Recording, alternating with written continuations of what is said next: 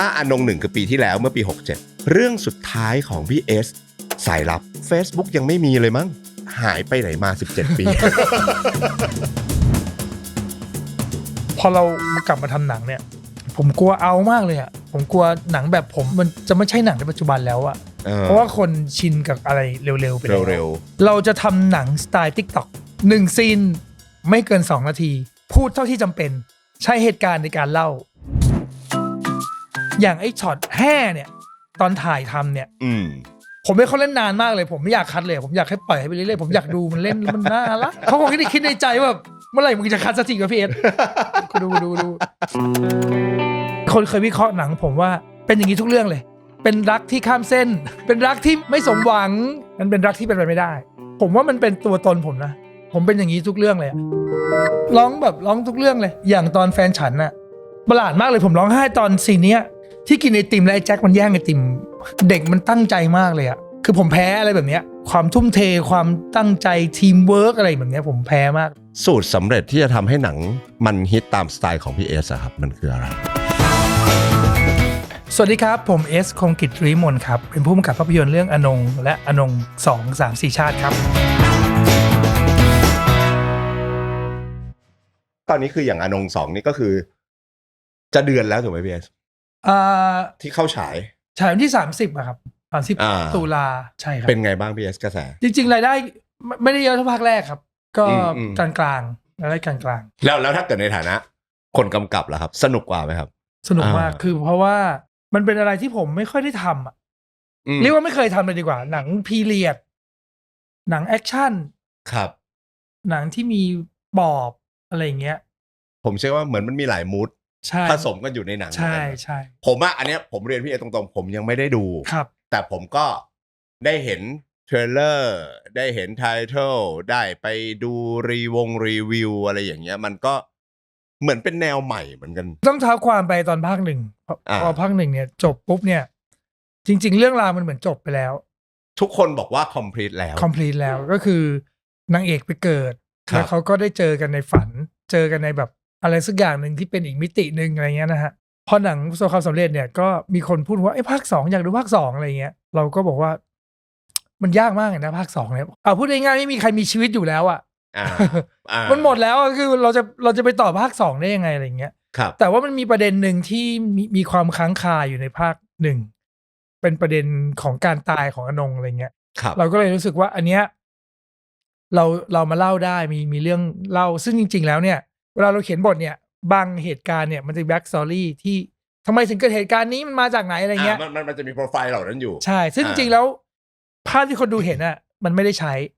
มันไม่ได้ปรากฏเป็นภาพในหนังเราก็เลยคิดว่าไอ้แบ็กสตอรี่พวกเนี้ยที่เราเคยคิดกันไว้เนี่ยเราเอามาขยายทำเป็นภาค 2ดีกว่าภาค 2เนี่ยเล่าเรื่องความรักที่ต้องเจอกันและพัดพรากจากกันของทั้งโจทั้งอนงในแต่ละชาติที่เขาเคยเจอกันมาก่อนมันก็เลยมีหลายชาติมันก็เลยมีทั้งชาติบางละกันเนี่ยมันมาหมู่บ้านนี้เขาอยู่ใกล้ๆบางละจัน เขาอยู่ใกล้ๆกันเราอ้างอิงยุคสมัยให้มันใกล้ๆกันครับบางละกันเนี่ยเขามีพืชพันธุ์ที่อยู่ในหมู่บ้านเขาเรียกว่ากันครับมันก็เลยหมู่บ้านมาละกันชาติต่อมาก็จะเป็นผมชอบแบบคิดเด่นอเจนดาของพี่มากเลยแต่ละอัน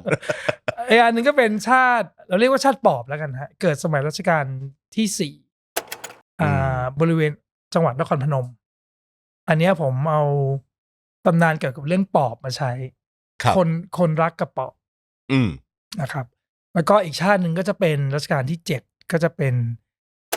เด็กเล่นก็จะเป็นชาติที่เกี่ยวข้องกับชาติปัจจุบันอะไรเงี้ยฮะมันก็จะเป็นหลายๆชาติแล้วก็จะเล่าสลับไปมาเพื่อจะ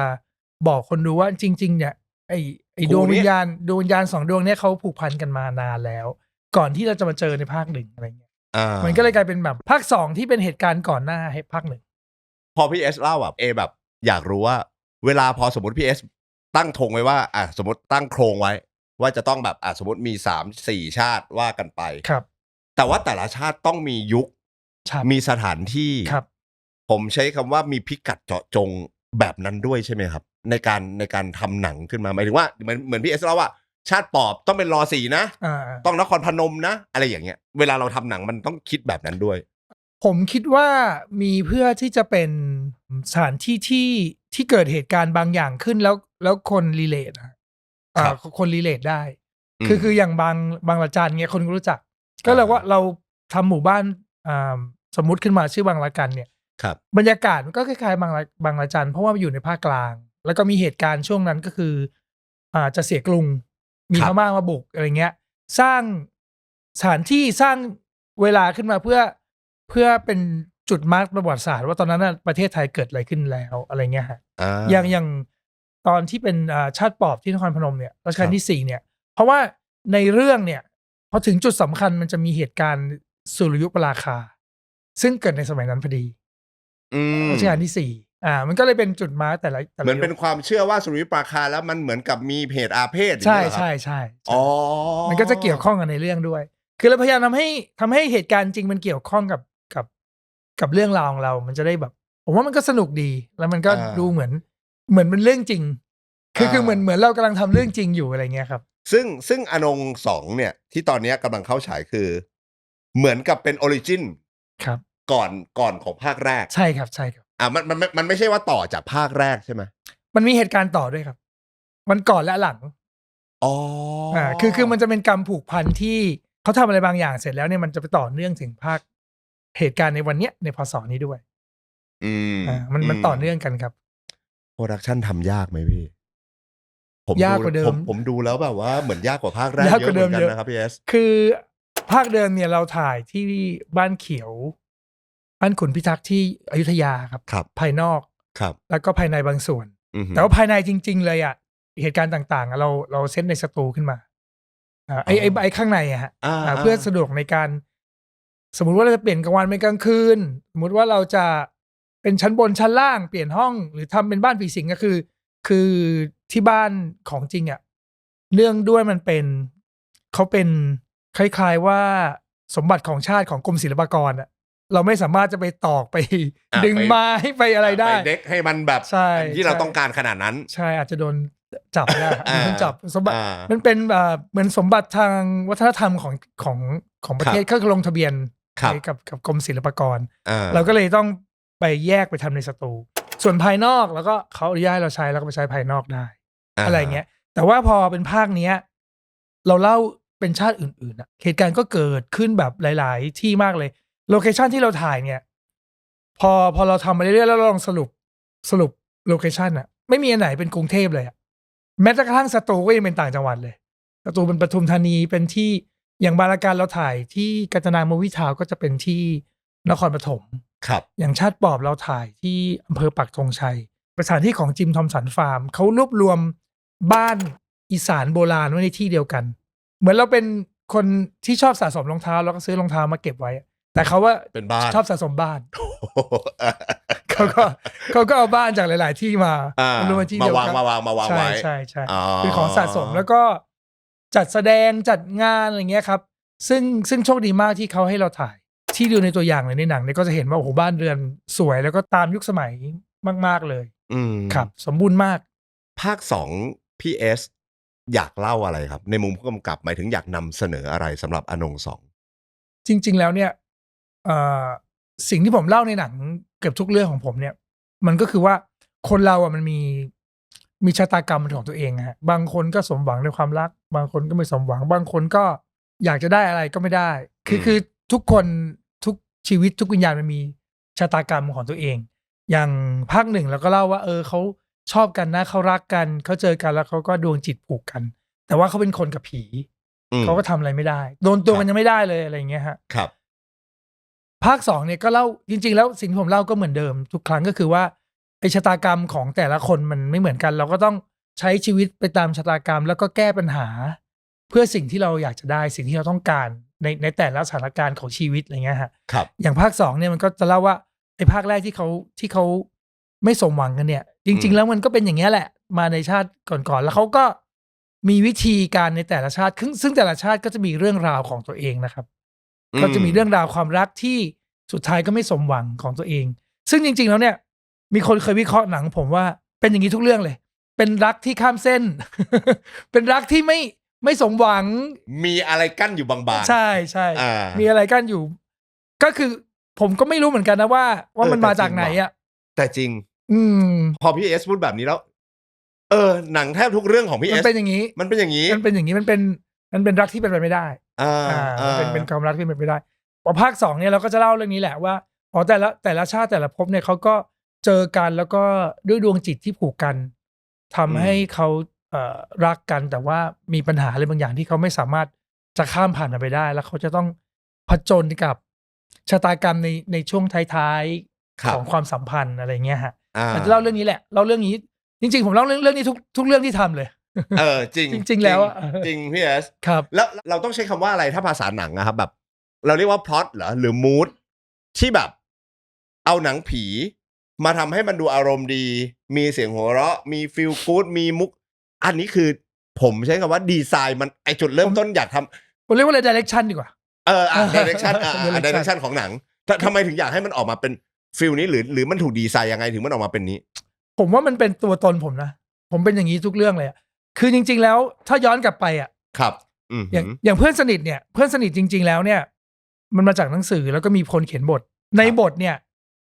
มันมุกมันน้อยนะฮะไอความตลกหรือว่าคาแรคเตอร์ที่มันฮามันน้อยแต่ว่าผมมาเติมเข้าไปเองเพราะว่ามันเป็นตัวตนมันเป็นตัวตนว่าแบบ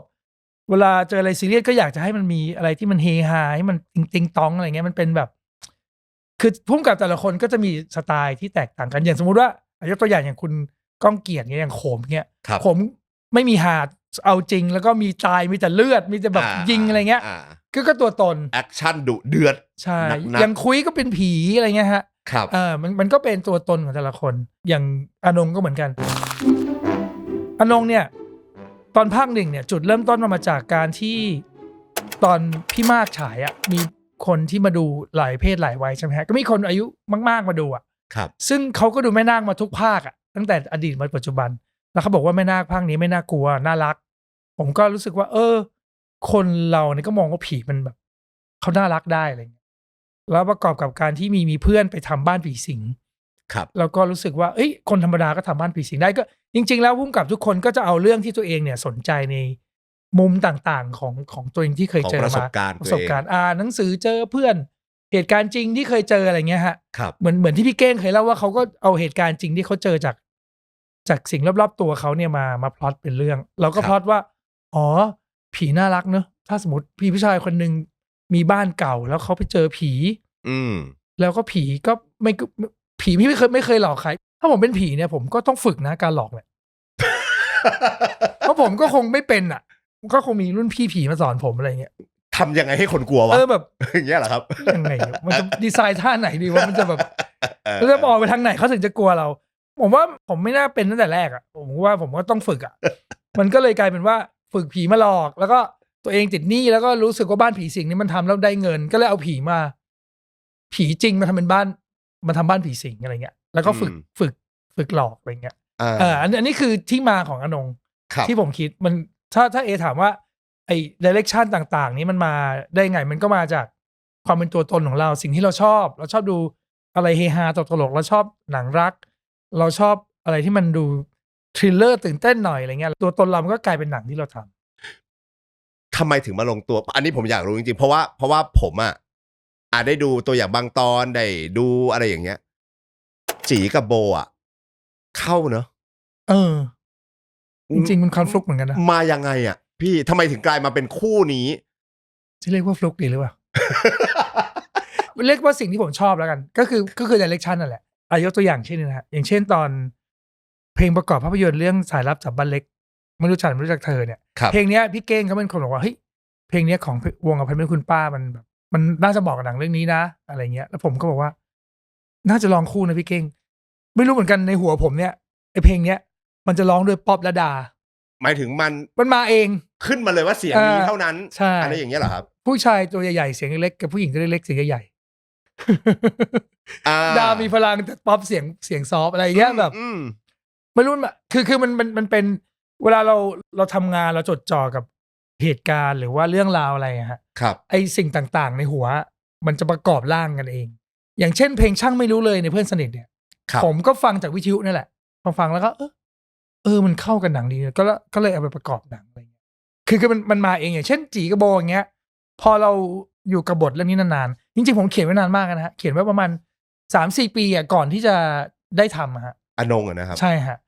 ก็คือมันอยู่ในหัวมานานแล้วก็ทำเป็นพล็อตเรื่องมาจนจบแล้วครับแต่พอทำจริงมันมีการเปลี่ยนแปลงนะฮะ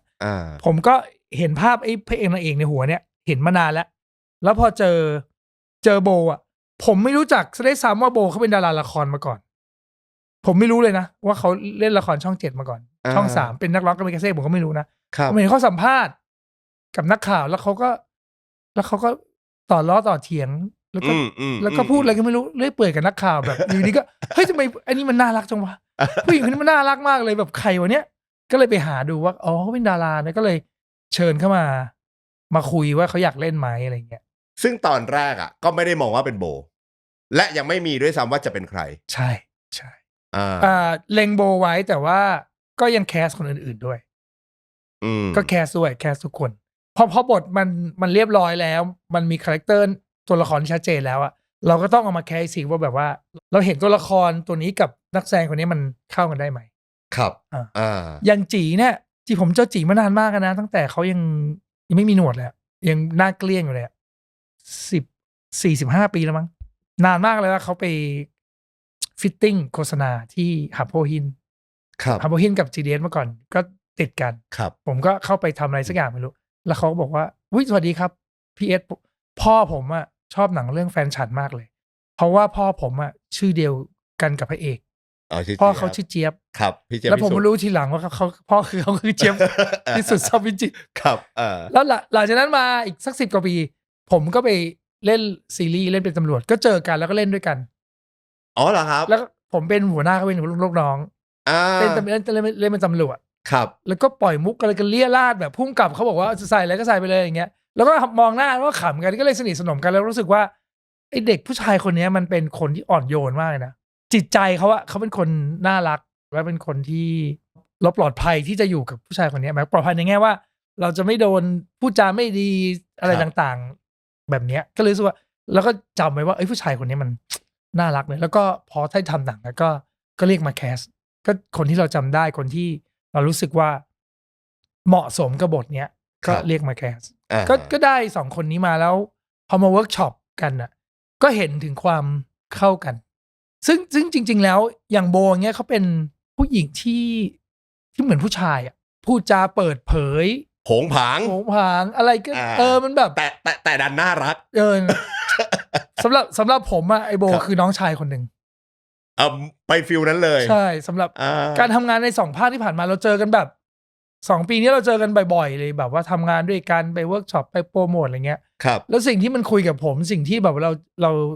ราคุยกันแบบไปไหนด้วยกันเงี้ยมันแบบมันเหมือนเด็กผู้ชายคนหนึ่งไม่มีอะไรปิดบังเลยบางทีบางอย่างบอกว่าโบมึงไม่ต้องบอกกูก็ได้เรื่องพวกเนี้ย กูเป็นผู้ชายนะเว้ยกูว่า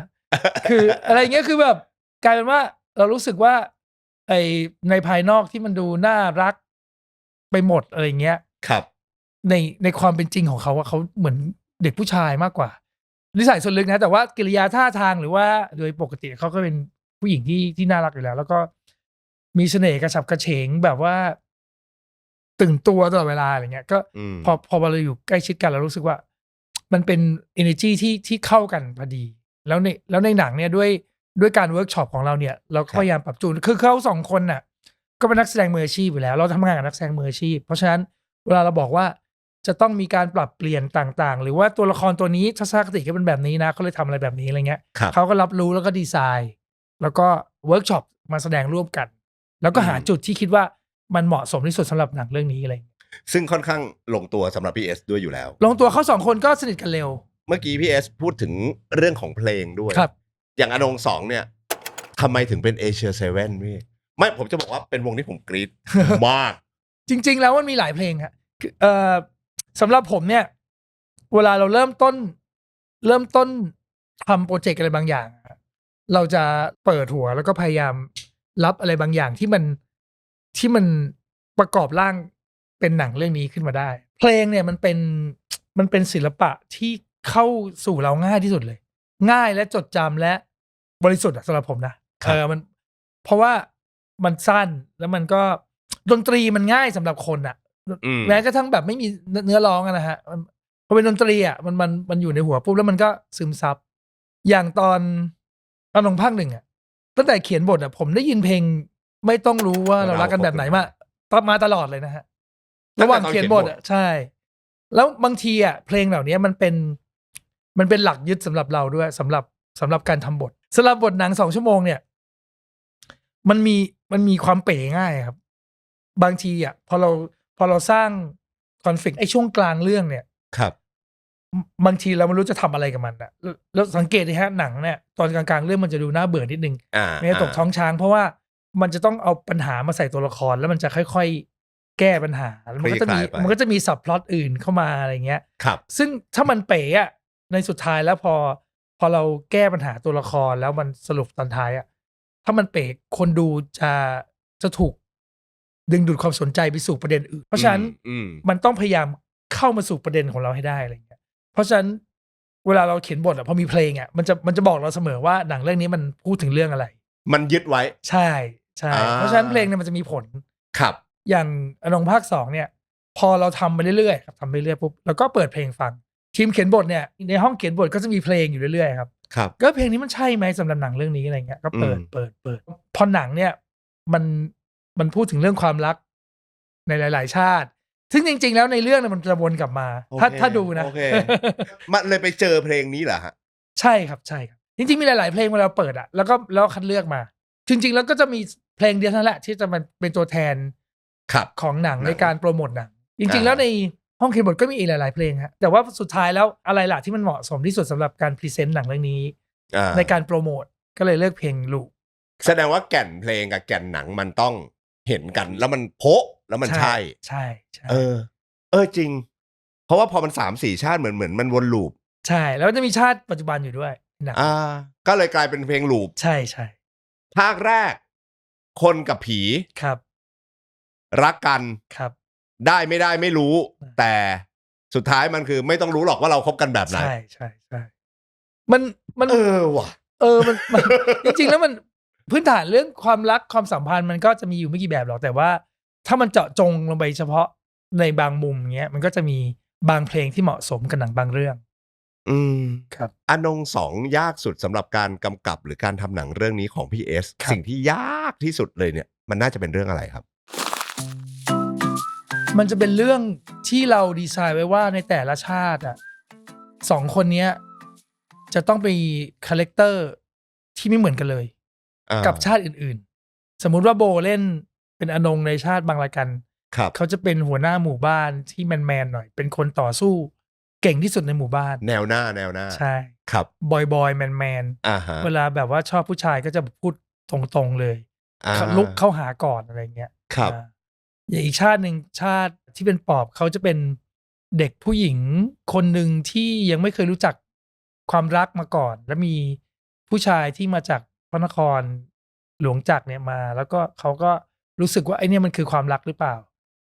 แต่ว่าอุปสรรคก็คือว่าครอบครัวเขาเป็นปอบเขาจะทำยังไงกับเหตุการณ์นี้คือบุคลิกของผู้หญิง2 คนเนี่ยมันไม่เหมือนกันเหมือนเราทำหนังหลายๆเรื่องในเรื่องเดียวกันนะแต่ภายใต้นักแสดงคนเดียวใช่โบก็ต้องเล่นให้ไม่เหมือนเดิมจีก็ต้องเล่นให้เหมือนเดิมในแต่ละชาติแต่โชคดีว่าเราถ่ายไว้ชาติไปชาตินี้จบก็ลืมไปเลยเวิร์กช็อปใหม่อีกทีนึงเปลี่ยนตัวละครแสดงว่าวิธีทำงานอนง2ของพี่เอสก็คล้ายๆกับถ้าผมฟังอันนี้ผมเดาเหมือนหนังสั้นหลายๆเรื่องแต่มีรอยเชื่อมของแต่ละชาติไว้ใช่ครับจะบอกว่าเขาก็เจอกันทุกชาติแต่ว่าแต่ละชาติเนี่ยเขาจะไม่ใช่บุคลิกเดิมแสดงว่าอนง2หนัง1เรื่องเท่ากับมีหนังประมาณสัก 4-5 เรื่องอยู่ในนั้น 3-4 เรื่องตามชื่ออนง2 3-4 ชาติก็จะเป็น 3-4 เรื่องสั้นครับมันจะมีอนงภาค 1ผสมอยู่ในนั้นด้วยครับผมไปอ่านเจอว่าอนงอะครับอนง2เนี่ยก็คือตอนนี้เข้าฉายมาประมาณจะเดือนนึงแล้วถ้าเกิดวันที่ EP นี้ปล่อยออนเนี่ยผมว่าก็น่าจะประมาณเดือนกว่าๆนิดๆถ้าอนง1คือปีที่แล้วเมื่อปี67ครับแล้วผมไปอ่านเจอว่าเรื่องสุดท้ายของพี่เอสที่กำกับเต็มตัวจริงๆอะสายลับครับปี50ครับพี่หายไปไหนมา17 ปีมันนานมากเลยนะครับพี่เอสใช่มีลูกโตอะครับพี่17 ปีอะจากข้อดีเป็นข้อเสื่อมอะแต่ยังเตะบอลได้ตอนนี้เตะไม่ได้แล้ว มันเกิดอะไรขึ้น ทำไมมันหายไปนานขนาดนั้นครับพี่จริงๆแล้วผมก็ยังเสนอบทกับ GDH อยู่เรื่อยๆนะฮะอยู่ทุกปีเลยจริงๆแล้วอะแต่จริงๆมันก็มีเหตุการณ์บางอย่างที่มันแบบว่าทำให้มันไม่ได้ทำสักทีอย่างเช่นทำไปแล้วยังไม่ดียังไม่ชอบพอสักพักหนึ่งผ่านทำไปสัก6-7 เดือนปุ๊บมีซีรีส์เข้ามาทำต้องทำซีรีส์ต้องหาเลี้ยงตัวเองทำโฆษณาครับบางช่วงแรกๆเลยก็ไปต่างประเทศไปทำงานนู่นนี่อะไรเงี้ยฮะแล้วก็พอกลับมาเริ่มใหม่เสนอปุ๊บไม่ผ่านมาแก้คือจริงๆแล้วบทที่ผมเสนอไปเนี่ยเยอะมากนะครับ6-7 เรื่องในช่วงเวลาเนี้ยแล้วก็พัฒนาบางทีก็ปี 1-2 ปีคือจังหวะของชีวิตมันไม่ลงตัวกันสักทีว่ามันจะได้ทำอะไรเงี้ยเพราะว่าบทสำหรับ GDS เนี่ยมันไม่ได้ง่ายๆนะครับมันไม่ได้ผ่านง่ายบางคนทำ4 ปีนะครับกว่าจะได้ครับบางคนทำบวกกับโปรดักชันบวกกับโพสต์ต่างๆเนี่ย5-6 ปีกว่าจะทำ1 ตอน 1 เรื่องมันก็บางคนก็3 ปีอะไรมันก็แล้วแต่ครับแล้วจังหวะผมมันไม่ลงตัวสักทีอันนี้เริ่มดีแล้วแต่ว่ายังพัฒนาไม่ได้บางเรื่องก็ทำไปเรื่อยๆแล้วก็เบื่อเองแล้วก็เปลี่ยนทิ้งไปเลยอะไรอย่างเงี้ยมันก็เป็นจังหวะชีวิตนะครับมันเป็นจังหวะชีวิตที่เหมือนที่ผมพูดมันไม่เหมือนกันชะตาแล้วมันไม่เหมือนกันแล้วพอผมมาทำบริษัทชื่อจังก้าใช่ไหมฮะแล้วก็สุดท้ายมีผู้ร่วมทุนนู่นนี่ปุ๊บก็เอาบทเรื่องนี้มาแล้วก็พัฒนาไปอีกสัก6-7 เดือนแล้วมันก็ได้ทำเฉยเลยอย่างรวดเร็วแต่ระหว่างที่พี่บอกว่าพัฒนาบทส่งบทอยู่เรื่อยๆอะไรอย่างเงี้ยมัน17 ปีเลยนะพี่นั่นน่ะสิตอนแรกๆก็คิดว่าไม่นานแค่5 ปีเองเดี๋ยวก็ได้ทำแล้ว6 ปี7 ปี10 ปี10 ปีแล้วนี่หว่าผมก็งงเหมือนกันว่ามันผ่านไปเร็วมากเลย17 ปีผมถามในฐานะมนุษย์ธรรมดา1 คนที่จะต้องทำมาหากินแล้ว17 ปีพี่ทำมาหากินอะไรครับก็เนี่ยครับ อันนี้ด้วยความเคารพนะพี่เอสคือหมายถึงว่าผมอยากให้คนดูได้รู้ว่าถ้าคุณอยากจะเป็นผู้กำกับหนังเนี่ยคือนอกจากการที่คุณมีฝันเป็นการกำกับหนังเนี่ยระหว่างทางที่คุณระหว่างเนี้ยมันทำอะไรได้บ้างไงในศิลปะของภาพและเสียงเนี่ยผมทำมาหมดทุกอย่างแล้วทำละครทีวีก็ทำแล้วนะฮะผมเป็นก่อนข่าวเมื่อก่อนเลยนะฮะตั้งแต่สมัยเหมือนเคยอนาล็อกเลยครับครับทำโฆษณาก็ทำมาเยอะมากเมื่อช่วงหนึ่งโฆษณาออนไลน์เนี่ยแบบว่าเยอะมากผมไปตั้งบริษัทจังก้าในเพราะเนี้ยแหละเพราะว่ามันมีโฆษณาเข้ามาเยอะแล้วเราก็อยากทำครับแล้วเราก็ไม่มีโปรดักชันรองรับเราก็เลยตั้งขึ้นมาเองแล้วก็มีน้องๆเป็นหุ้นส่วนโฆษณาออนไลน์ทำซีรีส์เนี่ยก็ทำของ GMM ก็เยอะมากนะครับWake Up ชะนี This I Promise You หนังซีรีส์หลายๆเรื่องนะฮะครับโฆษณา MV ก็ทำซีรีส์ที่น่าจะรู้จักก็ได้เป็น Nano ของ Netflix ที่เคยทำของช่องกัมมี่จริงๆแล้วทำเยอะมากครับคือระหว่างไม่ได้ทำหนังเนี่ยก็ไปทำไปพวกนี้แหละระหว่างทำเหล่านี้ก็พยายามทำบทหนังไปด้วยมันก็เลยเป็นจังหวะชีวิตบางทีก็พอไปทำซีรีส์นานๆ 7-8 เดือนก็จะไม่ได้ทำหนังแล้วไม่ได้ทำบทหนังแล้วเพราะว่าเราจะทำได้ทีละอย่างไอ้สมองเรามันไม่สามารถทำหลายๆอย่างผสมกันได้อะไรเงี้ยมันก็เลยไม่ได้ทำหนังซึ่งความจริงแล้วระยะทางที่ผมเช็คว่าไทม์ไลน์17 ปีอ่ะพอมันทำอย่างอื่นผมเช็คว่าอะไรความอยากในการทำหนังมันยังมีตลอดใช่ก็ยังอยากทำตลอดเพราะอะไรอ่ะพีเอสงานส่วนใหญ่มันจะเป็นโจทย์โฆษณาเนี่ย 100% เลยก็เป็นโจทย์แล้วก็ขายของแต่หนังเนี่ยมันคือสำหรับผมมันเป็นอาร์ตนะเป็นอาร์ตผมตีความว่าผมเป็นอาร์ติสต์นะหมายความว่าอาร์ติสต์คือมันมีอะไรบางอย่างในสังคมหรือในโลกเนี้ยมากระทบเราครับแล้วเรารู้สึกอะไรอย่างมันเหมือนวาดรูปเหมือนแต่งเพลงอันนี้กระทบเรารู้สึกแบบนี้เนอะเราก็อยากจะแสดงออกว่าเรารู้สึกกับสิ่งที่มากระทบเราแบบไหนครับอย่างวาดรูปอย่างสมมติแวนโก๊ะเขารู้สึกว่าแบบโลกมันปั่นป่วนเลยเขาวาดแบบให้มันแบบหวือหวาขึ้นมาอย่างเงี้ยครับมันก็เป็นอย่างนั้นแหละการทำหนังมันทำให้เรารู้สึกว่าเราได้เป็นอาร์ติสต์หมายว่ามันบริสุทธิ์สำหรับเรารู้สึกว่าเรารู้สึกกับเหตุการณ์นี้แบบนี้รู้สึกกับประเด็นนี้แบบนี้สมมติว่ารักที่เป็นไปไม่ได้รักกว่าคนกับผีเรารู้สึกแบบนี้นะว่ะถ้ามันเกิดเหตุการณ์นี้เรารู้สึกยังไงกับมันแล้วเราจะสร้าง execute แบบไหนที่จะเล่าความรู้สึกที่เป็นความคิดเห็นของเราattitudeของเราให้คนดูรู้เพื่อเรา เพื่อเราจะได้บอกว่าเรารู้สึกยังไงกับเรื่องราวนี้อะไรเงี้ยครับเพราะฉะนั้นเนี่ยสิ่งที่เราทำกับหนังเนี่ยมันก็เป็นสิ่งที่สะท้อนจากความเป็นตัวตนของเราอย่างแท้จริงมันก็พูดง่ายๆมันฟินกว่ามันฟินกว่าในแง่ของการทำงานการที่มีคนมาช่วยเหลือเราได้ถ่ายภาพสวยๆเรามีเพลงเพราะๆเรามีเรื่องราวมีนักแสดงที่ดีๆเพื่อจะถ่ายทอดความรู้สึกของเราที่มีต่อเหตุการณ์บางเหตุการณ์ประเด็นบางประเด็นในโลกเนี้ยมันพอทำออกไปแล้วคนได้ดูแล้วเขาตอบรับแล้วเขารู้สึกว่าเอ้ยมันดีมันรู้สึกสำหรับเขาแล้วบางอย่างเนี่ย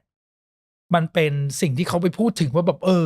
เวลาเขาทำอะไรบางอย่างแล้วเขานึกถึงอะไรแบบนี้นะอย่างเช่นเพื่อนสนิทว่าทำไมไอ้ไข่ย้อยมันเป็นคนแบบนี้ว่ามันไม่ยอมพูดไม่ยอมแสดงความรู้สึกไม่ยอมอะไรเงี้ยเขาก็จะไปเปรียบเทียบตัวเองหรือว่าทำให้ตัวเองได้เรียนรู้หรือว่า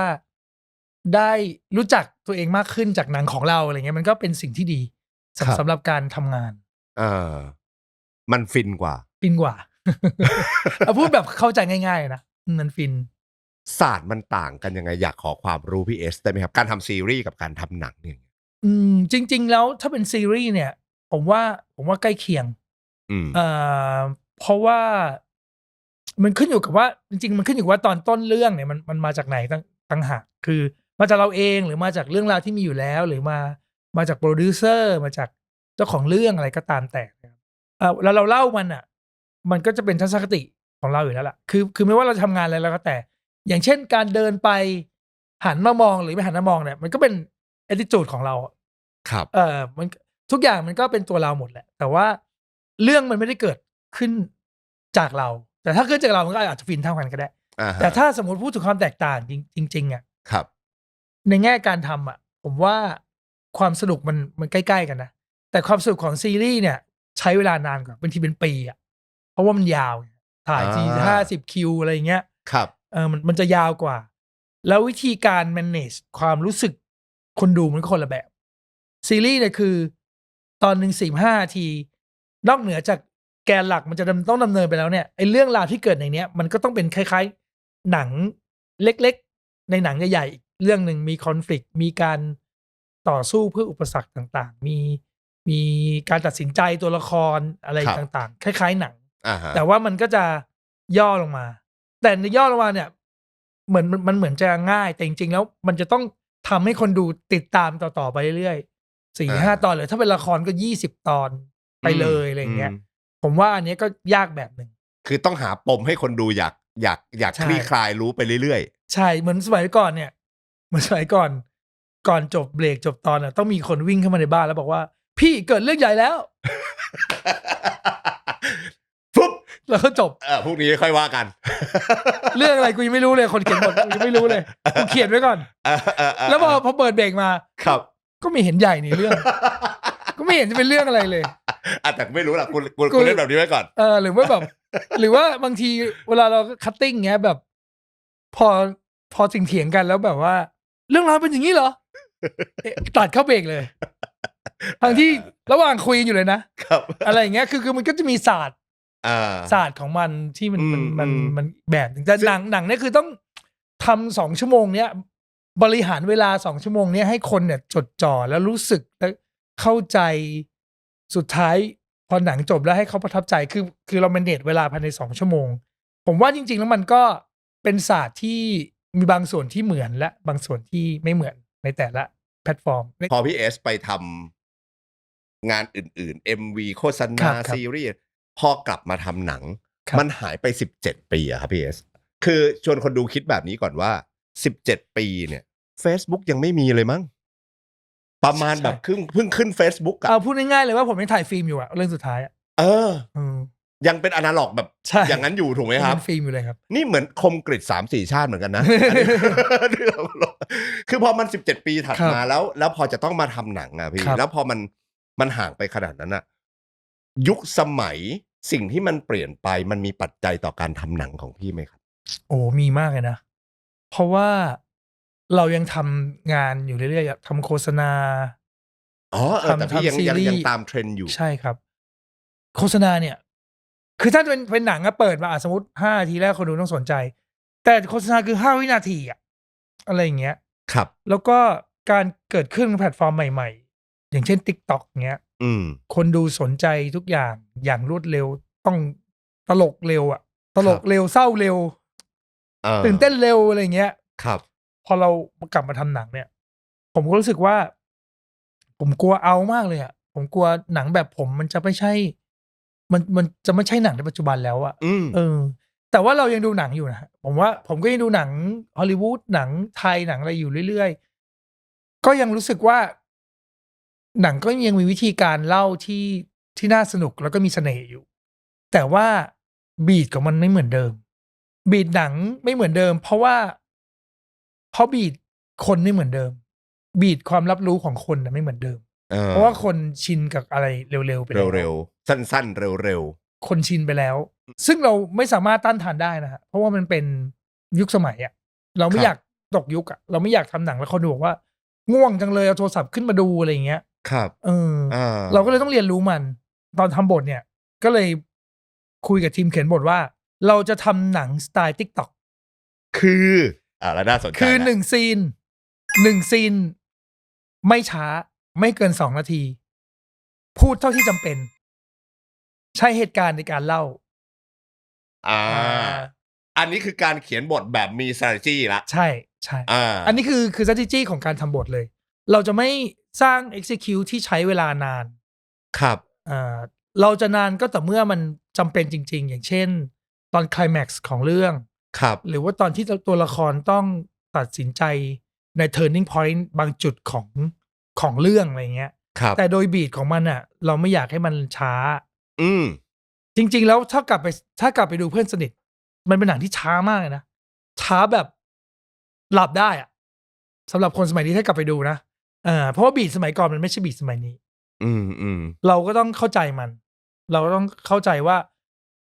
นาฬิกาในหัวคนมันไม่เท่าเดิมแล้วมัน1 วินาทีมันไม่เท่ากันแล้วเพราะฉะนั้นเราต้องตามยุคสมัยให้ทันเราต้องทำให้คนดูที่หัวสมองไม่เหมือนเดิมเนี่ยคือเวลาในหัวเขาไม่เหมือนเดิมอะให้เขาสนุกกับมันได้คือสร้างเพอร์เซปที่เขาเคยชินอยู่แล้วให้มันไปแบบนั้นใช่แล้วก็เล่าเรื่องราวในแบบของเราโหโคตรยากเลยครับพี่เอสผมคิดว่าผมก็พยายามทำอะฮะเพื่อไม่ให้มันเป็นหนังที่ช้าแล้วก็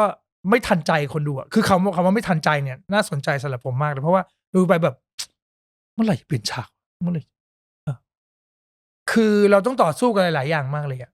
เวลาเขาดูซีรีส์ที่บ้านดูหนังที่บ้านดูในแพลตฟอร์มเนี่ยคนบางคนติด 1.5 นะครับสปีดติดใช่ติดเพราะว่าอยากรู้มากกว่าอยากรู้สึก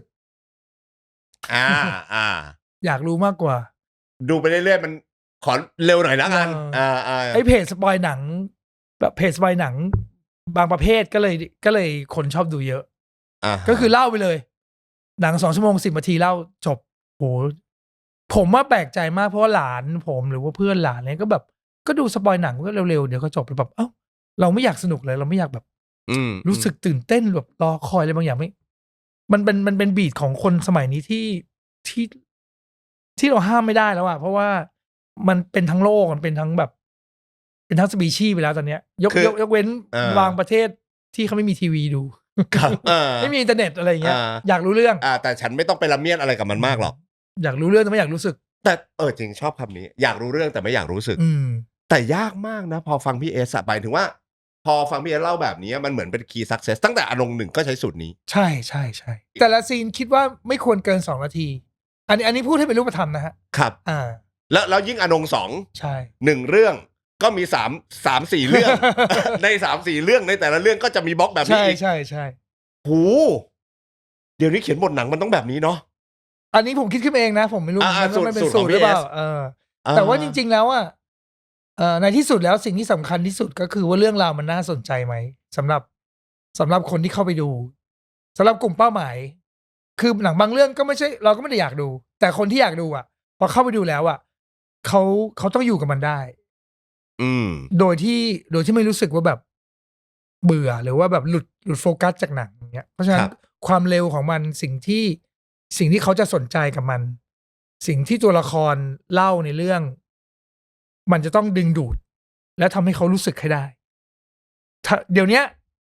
ผมคิดว่าหนังเรื่องไหนเนี่ย ฉายไปแล้วคนไม่เอาโทรศัพท์ขึ้นมาดูเนี่ยถือว่าประสบความสำเร็จละเพราะว่าผมเห็นบ่อยมากเลยคือถ้าสมมติมาปุ๊บหยิบโทรศัพท์แล้วคนมันติดนะฮะผมเห็นทุกครั้งนะที่ดูหนังในโรงเดี๋ยวนี้กลายเป็นเรื่องปกติไปแล้วสำหรับผมกับการหยิบโทรศัพท์ขึ้นมาในโรงหนังเนี่ยผมเห็นคนอื่นหยิบขึ้นมาดูเนี่ยแล้วก็แบบเหมือนก็ดูอย่างแล้วก็หยิบขึ้นมาแล้วก็เหมือนกับเช็คว่าในไลน์มีเพื่อนตอบอะไรมาอะไรเงี้ยแล้วก็เก็บแสดงว่าผมแก่ไปแล้วใช่ไหม ผมว่าแก่ไม่เพราะผมยังติดว่าไม่ในโรงหนังกูจะไม่หยิบโทรศัพท์มาอะไรอย่างเงี้ยก็เป็นสิ่งที่ต้องแข่งคือถ้าหนังผมคนไม่หยิบโทรศัพท์เข้ามาดูในโรงผมถือว่าประสบความสำเร็จแล้วถือว่าเขาไม่เบื่อแล้วซึ่งอนงสองอะครับผมไม่เคยมีโอกาสคุยกับพี่เก้งพี่เอสแล้วก็เคยได้มีโอกาสถามพี่เก้งในมุมของการบาลานซ์ของผู้กำกับการบาลานซ์หมายถึงว่าโอเคทำหนังเนี่ยเหมือนที่พี่เอสเล่าเมื่อกี้ครับว่ามันมีความฟินในการเป็นอาร์ติสต์ของเราครับแต่หนังเนี่ยมันใช้ตังค์เยอะครับมันก็เจ๊งไม่ได้หรอกครับถูกไหมครับครับพี่เก้งเล่าตอนนั้นว่ามหาลัยเหมืองแร่เหมือนพี่เก้งจะรู้อยู่แล้วว่ามันเจ๊งแหละครับแต่อยากทำแล้วก็ตั้งใจทำครับอนง2หรืออนงกับอนง1กับ2เนี่ยมันบาลานซ์ยังไงอ่ะพี่หายไป17ปีด้วยนะได้กลับมาแล้วแต่เจ๊งไม่ได้เหมือนกันแต่ฉันก็อยากเล่าในสิ่งที่ฉันอยากนำเสนออะไรอย่างเงี้ยพี่เอสผมวิเคราะห์ตัวเองนะครับผมวิเคราะห์ตัวเองว่าผมเป็นคนทั่วๆไปอ่ะเป็นคนทั่วๆไปไม่ได้ติดมากๆเรื่องราวที่ผมสนใจอ่ะมักจะเป็นเรื่องราวที่คนทั่วๆไปสนใจคือเหมือนว่าถ้ารสนิยมผมอะเป็นรสนิยมแบบทั่วๆไปไม่ได้ปีนกระไดดูขนาดนั้นใช่สมมุติว่าเป็นละครก็เป็นละครแมสอะหนังก็เป็นหนังแมสคือตัวตนของเราไม่ใช่คนติดอะไม่หรือไม่ใช่คนที่สนใจอะไรเฉพาะเจาะจงมากๆแบบเป็นกีกอะไรบางอย่างอะไรเงี้ยแล้วความเป็นตัวตนของผมคือผมเป็นคนชอบให้ทุกคนสนุกคือเวลาไปอยู่ในกลุ่มเพื่อนผมก็จะเป็นคนทำให้ทุกคนสนุกอะไรเงี้ยมันก็เป็นตัวตนเราที่สุดท้ายแล้วก็จะไม่ได้ทำหนังที่ดูยากหรอกไม่ได้ทำหนังที่เข้าใจยากเพราะฉะนั้นสิ่งที่เราชอบสิ่งที่เราฟินอ่ะมันก็มักจะเป็นสิ่งที่แมสก็จะมีบางอย่างในบางประเด็นที่มันอาจจะแบบติดอะไรเงี้ยแต่ว่าเราก็ทำให้มันดูเข้มข้นอย่างเช่นว่าตอนทำแนโนเงี้ยบางประเด็นมันก็แบบว่าเวลาคนดูก็น่าอึดอัดนะอย่างเช่นเรื่องครอบครัวที่พ่อกับลูกไม่ถูกกันสมมุตินะเป็นประเด็นที่แบบดูแล้วมันอึดอัดเงี้ยก็จะพยายามทำให้มันเข้มข้นให้มันแบบรู้สึกว่าดูแล้วมันดูแล้วมันแบบว่ารู้สึกว่าแบบมันสะใจคือความรู้สึกสะใจความสนุกมันไม่ใช่แค่ตลกมันอาจจะเป็นเรื่องเหมือนเราเห็นคนทะเลาะกันแล้วบางทีเราก็สะใจใช่ไหมครับแบบว่าบางทีเราเห็นหนังแอคชั่นเราก็แบบสนุกอะไรเงี้ยมันก็เป็นอะไรแบบนั้นทำให้มันเข้มข้นในแบบของมันในลักษณะที่คนเข้าใจมันได้อะไรเงี้ยแล้วประเด็นมันก็จะเป็นประเด็นแบบส่วนใหญ่ว่าทำหนังรักหรือว่าหนังครอบครัวอะไรเงี้ยมันก็จะเป็นประเด็นที่คนเข้าใจได้ง่ายๆหรือสภาพแวดล้อมของมันอะไรเงี้ยผมก็ไม่ได้ทำส่วนใหญ่ก็จะไม่ได้ทำอะไรที่มันแบบติสหรือว่าเฉพาะเจาะจงมาในประเด็นเลยมากๆที่คนไม่เข้าใจไม่ได้หลุดไปขนาดนั้นใช่คำว่าอาร์ติสในตัวของเอสคือมีความสุขกับการได้สร้างสรรค์ผลงานใช่แต่โดย storytelling มันไม่ได้ติดขนาดนั้นนะใช่ครับอนงก็จะแบบอนง2ก็จะสนุกแบบแมสรับกันได้ใช่อย่างพี่เก้งอย่างเหมืองแร่เป็นความฝันของเขานะเขาก็ได้ทำผมว่าบางทีการได้เงินหรือไม่ได้เงินเนี่ยบางทีมันก็ยากพี่เก้งทำ15 ค่ำเดือน 11ได้เงินนะเป็นหนังแบบผมว่ายากกว่าอีกพูดถึงเรื่องความเชื่อพูดถึงเรื่องแบบเราไม่ดูถูกความเชื่อคนอื่นอะไรเงี้ยเรื่องว่าเราทำในสิ่งที่เราเชื่อคือผมว่าประเด็นมันยากกว่าอีกนะเมื่อมหาลัยเมืองไม่เห็นมหาลัยเมืองแรกเนี่ยเป็นหนังชีวิตสำหรับผมหนังชีวิตไม่ใช่หนังดราม่านะหนังชีวิตคือเล่าถึงชีวิตคนจริงๆอะไรเงี้ยจริงๆแล้วถ้าสมมุติว่าเราตามไปมันก็สนุกมันก็แบบมีเสน่ห์มากๆนะเป็นอะไรที่เราไม่เคยเห็นแบบเนรมิตสิ่งในอดีตมาทำให้เราเห็นได้จริงๆอะไรเงี้ยแต่มันเป็นเรื่องของจังหวะการฉายจังหวะของการโปรโมทหรืออะไรต่างๆเหล่านี้ซึ่งจริงๆแล้วอะแมสไม่แมสเนี่ยมันบางทีมันพูดยากเหมือนกันนะคือในที่สุดแล้วถ้าสมมติวันนั้นเหมืองแร่ได้เงินขึ้นมาก็เป็นหนังแมสนะใช่ผมว่ามันเป็นจังหวะหลายๆอย่างมันไม่ได้หมายความว่า เรื่องนี้เฉพาะเจาะจงบางกลุ่ม เรื่องนี้ติดเรื่องนี้อาร์ตอะไรเงี้ยผมว่ามันไม่สามารถพูดในปัจจัยเดียวได้ อานงตอนภาคแรกอะครับ เป็นไปตามคาด เกินคาดหรือต่ำกว่าคาด เกินคาด เกินคาด เพราะว่าพอเรากลับมาทำเราไม่รู้ว่าเราเป็นคนเชยหรือเปล่า อันนี้คือสิ่งแบบคอน ใช่ เฟิร์มตัวเองใช่ไหมครั ใช่ บ เราไม่รู้เป็นคนเชยหรือเปล่า เราไม่รู้ว่าเราเอาหรือเปล่า แต่เราก็ทำอะไรที่ไม่เป็นตัวเราไม่เป็น อ่า เราพยายามตามโลก ครับ เราพยายามตามโลก เราพยายามตามกระแส เราพยายามตามรสนิยมคนดู เราไม่อยากทำหนังแล้วมันไม่ได้เงิน อืม แต่ละสิ่งที่เราทำก็ยังเป็นสิ่งที่เราชอบอยู่ดี ครับ เราก็เลยไม่มั่นใจว่ามันแบบ ได้ไหมว่า มันจะได้ไหม มันจะแบบคนดูสมัยนี้คนดูที่ผมอายุ50แล้วอะผมจะเอาคนดูอายุ20กว่ามาดูหนังผมบางทีน้องบางคนมาฝึกงาน สิ่งที่เราคุยกันยังคุยได้ไม่กี่ประโยคเลยเพราะว่าเราห่างกัน เรามีแกลบอะ ครับ เราพยายามนะเราพยายามจะเข้าใจเด็กสมัยนี้เพราะว่า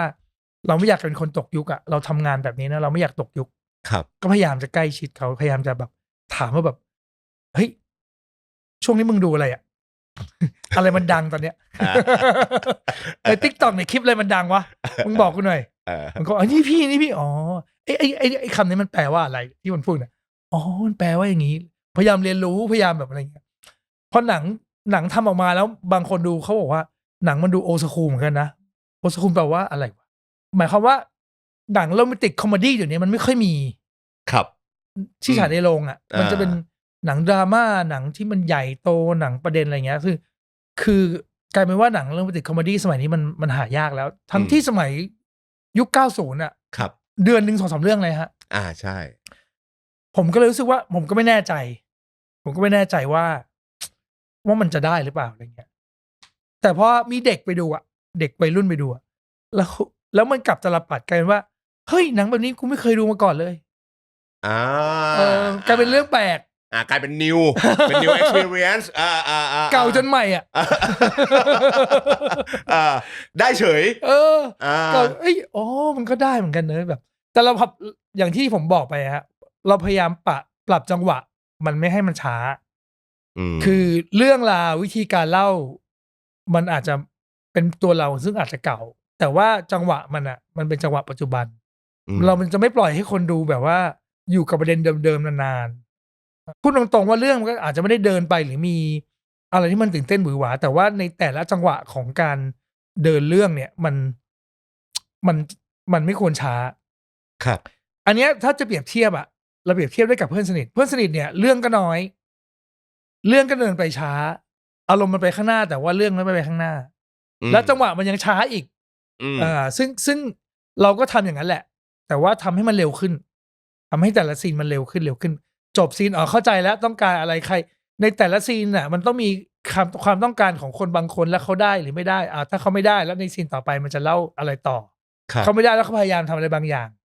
หรือเปล่าหรือว่ามีอะไรเข้ามากระทบหรือเปล่าอะไรเงี้ยพยายามให้เขาจดจ่ออยู่กับเรื่องและทำให้มันเร็วๆส่วนประเด็นของเรื่องหรือว่า execute วิธีการกำกับอะไรมันอาจจะเป็นแบบตัวตนของผมอ่ะมันก็เปลี่ยนไม่ได้อะไรเงี้ยซึ่งมันทำให้ตอบคำถามว่ามันเกินคาดมันแบบก็ยังได้อยู่ก็ยังมีคนสนใจมันอยู่นะก็ยังมีคนสนุกกับมันอยู่อะไรเงี้ยทั้งที่ก็มีคนพูดว่าแบบเรื่องไม่มีอะไรเลยเรื่องแบบไม่ได้ซับซ้อนไม่ได้มีอะไรเป็นประเด็นอะไรเงี้ยแต่ว่าแบบไม่มีอะไรวะแต่สนุกดีวะอะไรเงี้ยสนุกดีวะนั่นโบน่ารักมากเลยอะไรเงี้ยมันก็จะมีประเด็นมันก็จะมีส่วนประกอบหลายๆอย่างที่ทำให้คนดูชอบพี่เอสเสพติดอะไรในการกำกับหนังครับถามว่าเสพติดเลยผมก็ถามตัวเองเหมือนกันนะในช่วงเวลาของการทำหนังแต่ละเรื่องอะครับในหัวไม่มีเรื่องอื่นเลยมันมีแต่หนังเรื่องนี้เลยอะตอนหลับยังฝันเลยอะก่อนนอนทุกครั้งผมจะดูหนังเรื่องเนี้ยในหัวซ้ำไปซ้ำมาทั้งที่ยังไม่ได้ถ่ายเลยนะตอนทำบทเนี่ยหนังเรื่องเนี้ยผมได้ดูไปแล้วในหัว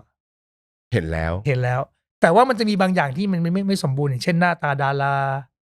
หรือว่าซีนบางซีนแต่ว่าดำเนินเรื่องไปยังไงอ่ะผมดูทุกวันครับมันเป็นหนังที่เกิดขึ้นในหัวผมอ่ะครับมาตลอด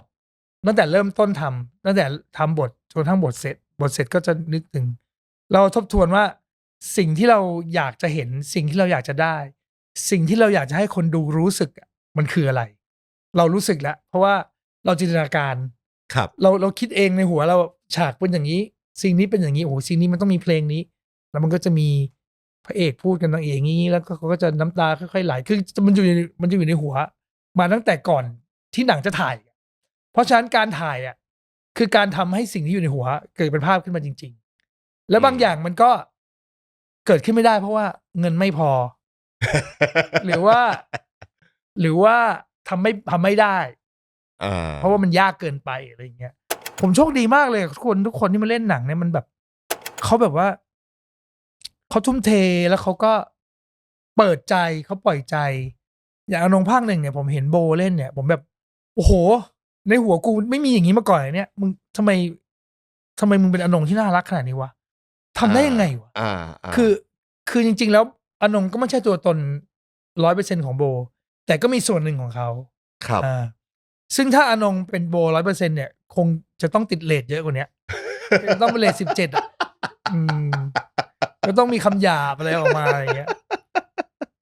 ซึ่งเขาก็ดีไซน์ดีมากครับอย่างไอ้ช็อตแห่เนี่ยตอนถ่ายทำเนี่ยถ่ายฉากเนี้ยตอนประมาณสัก2-3 คิวแรกของการถ่ายทำเลยนะฮะแล้วก็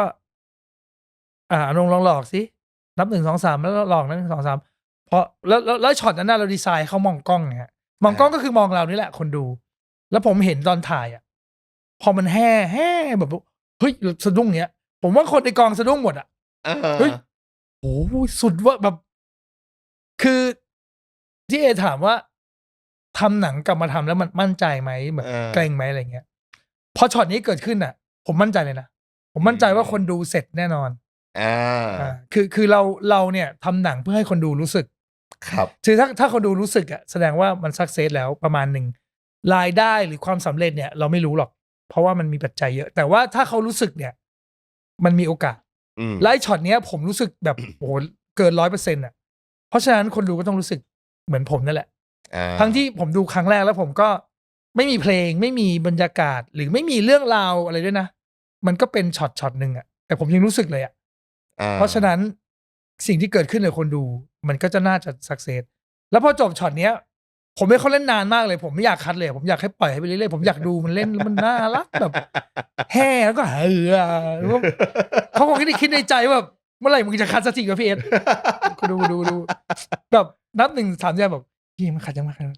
คือแบบทุกคนเริ่มนี่แล้วเริ่มออกเวิร์ดแล้วตากล้องก็แบบยังไงว่าผู้ช่วยก็แบบพี่ไม่คัดสักทีวะแล้วพอคัดผมพูดเลยบอกว่าน่ารักจนไม่อยากคัดแล้วบอกที่ผมพูดเนี่ยเพราะว่าผมรู้ว่ามันจะไปอยู่ในเบื้องหลังโอเคทำคอนเทนต์ซ้อนไว้ซะหน่อยใช่เดี๋ยวนี้คนติดทำคอนเทนต์อะไรก็ต้องคอนเทนต์หมดต้องมี behind มี release scene หน่อยเป็น behind ที่สร้างขึ้นมาเอง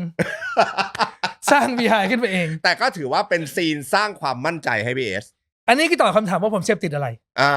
ผมเสพติดอะไรแบบนี้แหละผมร้องไห้ในกองบ่อยมากเลยนะร้องไห้ตอนใช่ทั้งอนง1 และ 2ใช่ร้องไห้เพราะว่าบางซีนบางทีมันโดนเราด้วยอิเลเมนต์เลยบางอย่างหรือมันซาบซึ้งด้วยความรู้สึกคือระหว่างที่เราดูภาพนี้อยู่ในหัวเรามันเห็นหมดแล้วไงฮะว่าก่อนหน้านี้คืออะไรหลังจากนี้คืออะไรแต่เหตุการณ์ที่ชัดเจนเป็นรูปธรรมและเป็นเสียงจริงๆเราไม่เคยเห็นเพราะมันเพิ่งเกิดขึ้นตอนเราถ่ายครับเพราะฉะนั้นมันเกิดขึ้นปุ๊บแล้วเรารู้สึกกับมันแบบคือถามน้องๆทีมงานพอคัดปุ๊บผมเดินหนีไปเลยแล้วเขาก็จะบอกพี่เอสไปไหนวะเดินหนีไม่บอกไม่พูดเลยเหมือนบางทีคัดไม่บางทีทำอย่างเงี้ยแล้วก็ให้ผู้ช่วยบอกคัดแล้วผมก็เดินหนีไปเลยเพราะว่าอายมันฟินเกินมันฟินน้ำตาไหลอย่างเงี้ยร้องไห้ไหลโยกเลยแล้วที่สำคัญรู้ป่ะพอผมร้องไห้บอกว่าพอคนบอกว่าเฮ้ยพี่เอสร้องไห้ว่ะแทนที่คนจะแบบปล่อยเข้าไปกล้องไปเลยกูร้องไห้เมื่อไหร่กล้องมาถึงเมื่อนั้นแต่ร้องไห้เนี่ยไม่ได้เซตทำคอนเทนต์ใช่ไหมร้องเองแต่คอนเทนต์มาคอนเทนต์ติดคอนเทนต์ยิ่งกว่าชัตเตอร์ติดตามเราตลอดเวลาเลยแบบว่าทุกคนต้องพยายามถ่าย พุ่งกับร้องไห้นี่ให้ได้อะไรอย่างเงี้ย พี่เอสเป็นอย่างนี้ตั้งแต่ตอนกำกับเรื่องแรกเลยไหมครับอย่างแฟนฉันเนี่ยก็ เป็น เราก็เป็นแบบนี้เลยปะ เป็นเพราะเราอิน คือผมวิเคราะห์ตัวเองว่าจริงๆแล้วผมอะในแง่ของความสามารถของทั้งหมด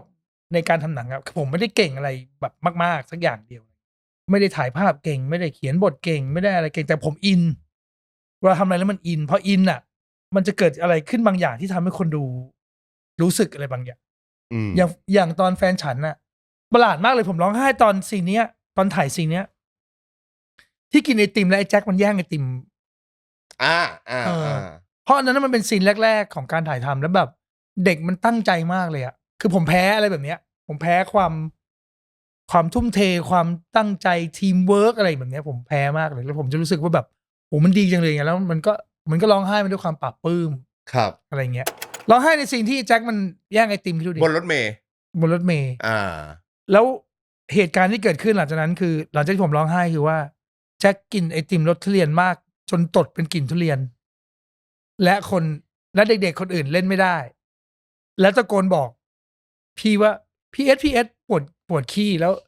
ล้วการถ่ายทำวันนั้นน่ะรถน่ะมันไปเรื่อยๆรถมันไหลๆไปที่เพชรบุรีฮะตำแหน่งที่มันปวดขี้อ่ะมันไม่มีอะไรเลย นอกเหนือจากคลองแล้วก็ทุ่งนา แล้วก็เลยไปเรื่อยๆจนกระทั่งเจอบ้านชาวบ้านหลังหนึ่ง แล้ววิ่งก็ไปขอเขาแล้วก็ขอขี้เลยผมร้องไห้ตรงนี้คิดดูดิ เหตุการณ์แวดล้อมมันดูไม่โรแมนติก แต่พี่ชอบอะไรแบบนี้ ชอบตอนเพื่อนสนิทก็ร้องแบบร้องทุกเรื่องเลยแต่สายลับก็ร้องนะมันอินไงตอนแฟนฉันนะครับผมขอย้อนกลับไปได้ไหมครับพี่เอสว่าตอนนั้นเนี่ยถ้าเกิดตามในฐานะคนดูแล้วได้รับข้อมูลมีพ่วงกับหลายท่านครับ6 คนใช่ไหมครับแบ่งหน้าที่กันยังไงตอนทำบทอะเราทำด้วยกันหมดทำบททั้งหมดเกือบปีนะครับ9 เดือน10 เดือนประมาณนี้ทำด้วยกันหมดหมายความว่าทุกไดอะล็อกทุกช็อตทุกซีนเราตัดสินใจร่วมกันแม้กระทั่งว่ามาออกกองเนี่ยบทที่เอามาออกกองเนี่ยไม่ใช่สกรีนเพลย์นะฮะสกรีนเพลย์คือมีแต่ไดอะล็อกครับมันเป็นชูตติ้งสคริปต์นะฮะชูตติ้งหมายความว่าถ่ายกี่ช็อตซีนนี้มีกี่ช็อตถ่ายใกล้ถ่ายไกลถ่ายอะไรบ้างซึ่งทุกช็อตอะทั้ง6 คนเนี้ยมีมติร่วมกันแล้วว่าจะเป็นแบบนี้ต้องมีมติร่วมกันเป็นไบเบิลเป็นบทหนาเท่านี้ทุกคนพุ่งกับทุกคนเนี่ยยอมรับมาแล้วนะว่าเราจะถ่ายแบบนี้ซึ่งจริงความเป็นจริงอ่ะพอไปออกกองมันไม่มีทางเป็นอย่างนั้นอยู่แล้วล่ะนั่นน่ะสิมันต้องมีการแบบเปลี่ยนแปลงเพราะว่าปัจจัยต่างๆมันไม่ได้เอื้ออำนวย 100% สำหรับการถ่ายทำตามบทตอนออกกองเราแบ่งหน้าที่กันครับผมเป็น acting coach ผมเนี่ยดูแลนักแสดงเด็กดูแลการแสดงของเด็กกับครูเงาะก็เป็นเมื่อก่อนก็จูเนียร์ก็ยังเด็กๆอยู่ครับแล้วก็พี่ยงทรงยศปัจจุบันเป็นเจ้าของค่ายเพลงเนี่ยครับเขาเป็นตากล้อง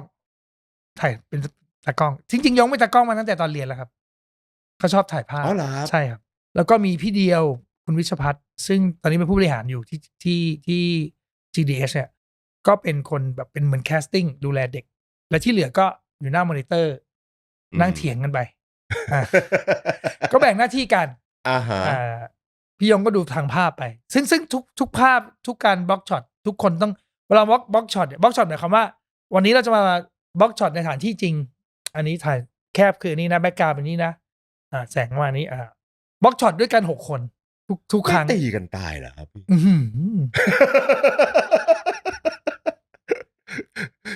กฎคือห้ามพกของมีคมไว้ในกล่องพูดเล่นทำงานสายหนังสายอะไรพวกนี้นะผู้กำกับ1 คนเนี่ยเพราะว่า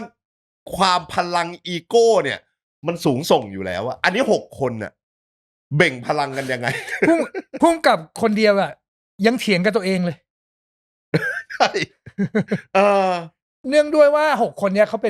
เป็นคนที่เรียนด้วยกันมาเรียนภาพยนตร์ด้วยกันมาเขารู้จักกันมานานแล้ว 4-5 ปีแล้วเขารู้ว่าตัวตนแต่ละคนเป็นยังไงเหมือนทำงานกลุ่มใช่เรารู้ว่าเพื่อนเราเป็นยังไงเรารู้ว่าถ้าพูดอย่างนี้แม่งกวนตีนละถ้าพูดนี้มึงโกรธละถ้ากูเฟดนี่แสดงว่ากูไม่อยากยุ่งละกูแล้วแต่พวกมึงอะไรเงี้ยมันก็รู้จักกันดีเคยนั่งเถียงกันมาเคยไปเที่ยวกันมาค้างคืน7 วัน 7 คืนคือแบบ มันไม่ใช่กลุ่มบอยแบนด์ที่เอาใครก็ไม่รู้มา มาเจอกัน เรารู้จักกันมานานแล้ว อ่า ซึ่งจริงๆแล้วมันก็ไม่ใช่สิ่งที่จะการันตีได้ว่างานมันจะราบรื่นนะ เพราะว่าคำว่าพุ่งกลับนี่มันมาพร้อมกับอีโก้อยู่แล้วมาพร้อมกับความเชื่อมาพร้อมกับ ความเป็นลีดเดอร์ attitude อืม attitude ที่ต้องเป็นอย่างนี้นะครับ เปลี่ยนไม่ได้เพราะเปลี่ยนนี่คือหัวเปลี่ยนหางนี่แบบ เละเทะ เละ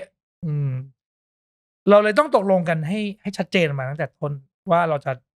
เล่าเรื่องนี้ในรูปแบบไหน อืม แม้กระทั่งช็อตซึ่งเป็นเรื่อง ผมคิดว่าช็อตนี่เป็นเรื่องส่วนตัวมากๆนะส่วนตัวสำหรับการกำกับหนังนะครับ ยังจะต้องแชร์กันเลย ต้องแชร์กันไม่งั้นไม่จบ มีหนังเรื่องไหนที่ใช้สูตรการทำงานแบบนี้ไหมฮะ เมืองไทยมีไหม มีลองของ อ่า ลองของก็โมเดลนี้เหรอฮะ ใช่ครับ ผมว่าสนิทกับโขมก็ไปนั่งดื่มแก้ควยกัน ครับ สัก 4-5 ทุ่มละดื่มไปแล้วก็คุยเรื่องนู้นเรื่องนี้เมาส์กันอะไรเงี้ยบอกขมไอ้ลองของเนี่ยพุ่มกับ7 คนเนี่ยทำตรงมึงลอกกูปะผมบอกว่าก็แน่นอนดิ กูเยอะกว่าด้วยกู7 คน อันนั้น6แฟนนั้น6ทีมโลนิน7 คน ครับ กับลองของเรื่องเดียวมึงลอกกูอ่ะใช่ดิ มันดีว่ะ หลังจากนั้นเขาก็แยกกันไปทำก็เหมือนผมนั่นแหละอะไรอย่างเงี้ย ถามพี่เอสในมุมผู้กำกับที่บอกว่าน้ำตาไหลอยู่บ่อยๆ อินกับอะไรแบบนี้ ซีนของแฟนฉันที่ทำให้พี่อินที่สุด อะมีไหมครับ ซีนเนี้ยมันเป็นซีนที่เราคุยกันนานมาก คือซีนจบของหนังที่เจี๊ยบตอนโตเดินเข้าไปงานแต่งงานเราทั้งหมด6 คนแล้วก็หมกมุ่นอยู่กับเรื่องเนี้ยอยู่กับตอนจบเราเคยแคสได้ซ้ำว่าจะเอาใครเป็นผู้หญิงคนเนี้ยเป็นน้อยหน่าตอนโตใช่ซึ่งมันเป็นเรื่องลำบากจริงๆแล้ววันหนึ่งด้วยอะไรก็ไม่รู้เราก็ไปดื่มแก้ควยกันอีกแล้วดื่มแก้ควยกันบ่อยมากเลยไปดื่มน้ำแก้ควยกันแล้วก็จำได้เลยเป็นผับแดนทุกอย่างเสียงดังๆอะไรเงี้ยแล้วผมก็คิดขึ้นมาได้ว่าเฮ้ยถ้าเราไม่รู้จะเอาใครเล่นเราก็เอาไอ้โฟกัสเล่นไปเลยดิคือตอนแรกคิดว่าจะเป็นภาพถ่ายแล้วก็เป็นภาพถ่ายหมู่แต่ไอ้นักหนามันเป็นเด็กอยู่คนเดียวแล้วไปเล่าให้เพื่อนฟังเพื่อนบอกว่าอายงก็บอกว่าไม่ต้องภาพถ่ายหรอกเป็นภาพจริงไปเลยคือมันค่อยๆมาไอ้สิ่งเนี้ยมันค่อยๆคิดกันว่าทำยังไงให้ตอนจบเนี่ยมันภาพมันสอดคล้องกับไอ้ voice over ของไอ้เจี๊ยบที่บอกว่าแม้ทุกสิ่งทุกอย่างจะเปลี่ยนไปแต่ว่าเด็กถักเปียแก้มแดงคนนี้มันยังเหมือนเดิมคืออะไรนะที่มันจะแทนไอ้คำนี้ได้เลยถ้าคิดตรงไปตรงมาก็ไอ้เด็กคนนี้มาแต่งชุดเจ้าสาวเลยอันนี้คือมันเป็นแบบถ้าเป็นภาษาหนังมันเหมือนแบบ magical realist ครับเหมือนว่าเรามองทุกอย่างในมุมมองที่เป็นภาพที่เราเคยเจอภาพที่เห็นอะไรก็ไม่รู้แต่ในหัวเราเป็นภาพนี้อะไรอย่างเงี้ยเพราะฉะนั้นถ้าถามว่าประทับใจที่ไหนประทับใจจริงเนี่ยซีนจบนี่แหละเพราะว่าซีนจบมันเป็นซีนยากสำหรับการทำหนังจบยังไงให้คนดูประทับใจมากๆและสรุปคือบางทีไคลแม็กซ์มันจบไปแล้วแหละแต่อันนี้มันคือconclusion ของหนังเรื่องนี้ว่าเราเล่าอะไรกับมันแล้วมันก็ต้องพิเศษมากๆก็เลยพอได้อันนี้มาปุ๊บได้อันนี้มาพอถ่ายเสร็จปุ๊บเอาไปฉายทดสอบดูอ่ะมันได้ผลทุกรอบเลยว่าแบบหันมาแล้วมันเป็นสิ่งที่คนดูไม่ทันตั้งตัวมันไม่มีทางตั้งตัวได้ว่าหันกลับมาแล้วมันจะกลายเป็นน้อยหนาตอนเด็กเราคาดหวังว่าตอนเราดูอยู่ในโรงหนังดูรอบแรกของทุกคนผมเชื่อว่าเรากำลังจะลุ้นว่าใครวะเพราะหนังมันถูกเฉลยมาตั้งแต่ต้นเรื่องซีนแรกเลยว่าไอ้เจี๊ยบอ่ะคือพี่จักรครับแต่มันไม่เคยถูกเฉลยเลยว่าน้อยหนาไม่เป็นใครวะใช่แล้วก็คาดหวังนี่แหละไอ้ตอนจบอ่ะซึ่งพวกพี่ก็ใจร้ายกับคนดูมากพอสมควรนะ แฟนฉันผมในฐานะแฟนแล้วกันนะครับพี่ขออนุญาตแบบทำร้ายคนดูหลายซีนเหมือนกันเนอะใช่ซีนที่แบบผมแม่งแบบน้ำตาไหลเยอะสุดน่าจะเป็นซีนวิ่งตามรถน้อยหน่าแล้วตอนที่ดูรอบแรกก็เข้าใจว่าทันแน่ๆจุดสำเร็จหนังไทยมันต้องทัน แม่งไฟแดงแล้ววิ่งตามแม่งต้องจอดได้คุยกันยืนคุยอะไรอย่างเงี้ยไม่ใช่ว่ะตั้งใจครับตั้งใจแต่ว่าถ้าเล่าเบื้องหลังมันอาจจะไม่ซึ้งก็ได้คือ เบื้องหลังแบบสนุกมากเลยอันแรกคือเนี่ยครับเราจำมาโน่ได้มาโน่ที่ไม่เคยพูดเลยทั้งเรื่องครับแล้วพอในเรื่องเนี่ยเขานั่งรถไอ้ขนน้ำแข็งของบ้านไอ้ตีมา แล้วก็รถมันเสียแล้วก็พยายามเข็นเสร็จปุ๊บไอ้เจี๊ยบเห็นว่าจะไม่ทันก็เลยวิ่งครับคราวเนี้ยพอมันวิ่งไปเราอยากจะให้แก๊งเนี้ยมันได้มีความสำคัญอะไรสักอย่างหนึ่งหรือว่ามันได้แบบสรุปอะไรบางอย่าง แล้วก็ให้เรื่องมันต่อเนื่องไปถึงตอนไอ้เจี๊ยบมันวิ่งตามรถน่ะระหว่างถ่ายอยู่ถ่ายซีนเนี้ยก็มานั่งกินคือสิ่งที่เกิดขึ้นระหว่างการถ่ายทำมันเป็นอย่างนี้บ่อยมากนะฮะเตรียมการถ่ายไปนู่นนี่ปั๊บเราพุ่งกลับมานั่งเมาส์กันว่าแบบเอาไงดีนะอย่างนี้มันเดี๋ยวทำอย่างนี้อย่างนี้แล้วก็เฮ้ยหรือให้มันพูดดีวะมันไม่เคยพูดทั้งเรื่องนี้วะให้มันพูดไหมน่าจะฮานะน่าจะฮาว่ะก็ในส่วนใหญ่เป็นอย่างเงี้ยแหละว่าถ้ามันเกิดอะไรขึ้นที่ไม่อยู่ในบทนะก็จะเมากันเงี้ยนี่มาเงี้ยเฮ้ยเอางี้ดีกว่าเงี้ยลองถ่ายไปเลยเทค2เทค3เทคแรกเอาอย่างนี้ไปก่อนอะไรเงี้ยเราก็เลยบอกว่าให้มันพูดเลยให้มันพูดแบบว่าปกติแล้วถ้าเราพูดถึงเรื่องอินเนอร์ของมาโนดเขาเป็นคนแบบอินเนอร์ไม่สามารถทะลุบุคลิกออกมาได้คือบางคนมันเงียบมากจนกระเงียบมากไม่กล้าแสดงออกจนกระทั่งแบบรู้สึกอะไรก็ตามครับคือสีหน้าไม่เท่าความรู้สึกแต่อันเนี้ยมันพุ่งพ่านมากๆมันแบบรู้สึกตื่นเต้นแบบรู้สึกอยากให้เพื่อนไปทันมากๆอะไรเงี้ยมันก็เลยทะลุออกมาให้ตะโกนว่าแบบเจี๊ยบไปให้ทันนะซึ่งคนดูไม่เคยได้ยินเสียงนี้มาก่อนเลยไปบอกไอ้หยกนักแสดงเนี่ยบอกหยกเดี๋ยวอันเนี้ยนะปุ๊บแล้วหยกพูดนะเจี๊ยบไปให้ทันนะให้ตกใจบอกพี่ผมพูดด้วยเหรอตั้งแต่เล่นมานะเล่นมา20กว่าวันแล้วไม่เคยพูด50คิวถ่ายมา40กว่าวันแล้วแบบไม่เคยพูดสักคำเลยได้พูดดีใจไปอวดแม่อย่างเงี้ยอวดแม่รออยู่หลังมอนิเตอร์ได้พูดแล้วแล้วก็ให้พูดบอกว่าวิ่งปุ๊บกำลังถ่ายปุ๊บถ่ายหน้าหยกเงยหน้ามาหอบตะโกนเจี๊ยบไปให้ทันนะหลังมอนิเตอร์อึ้งใหญ่เลยสัตว์ไม่ตลกซึ้งว่ะไอ้เหี้ยซึ้งเฉยคือความตั้งใจตอนแรกคืออยากให้มันดูฮาเพราะมึงไม่เคยพูดใช่แต่พอมัน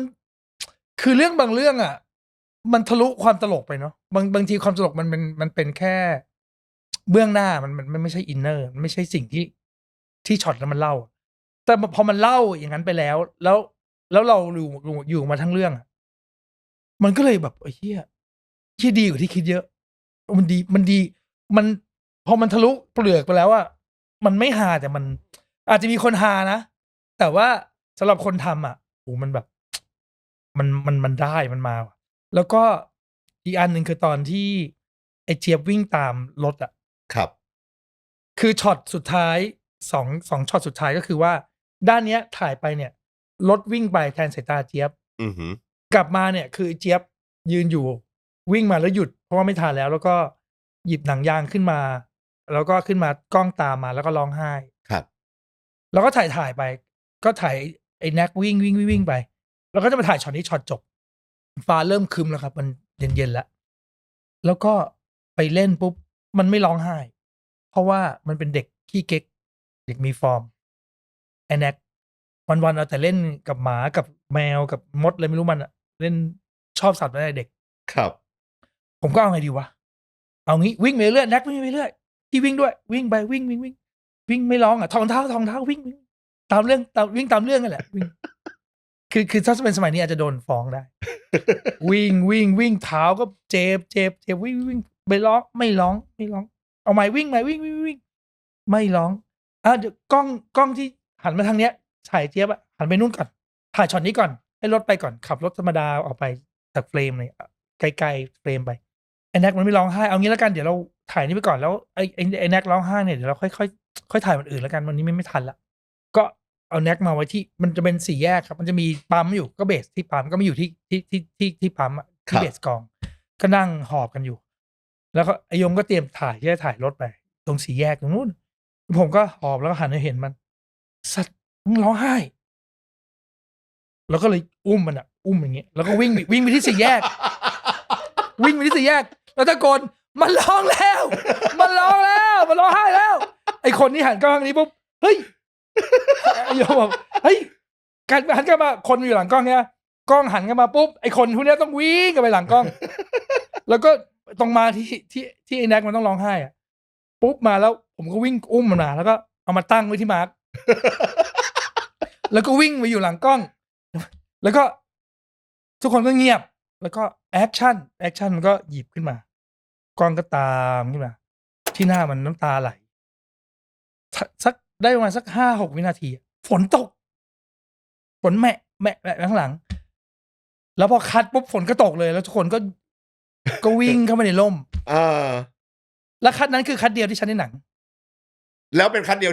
ที่ได้ที่ได้อันนั้นในหนังถ้าสมมุติว่าดูดีๆมันจะมีฝนเริ่มแหมะแล้วก่อนเราตัดคัดนั้นตัดช็อตนั้นไปอันนี้คือเบื้องหลังซีนที่เอบอกว่าประทับใจ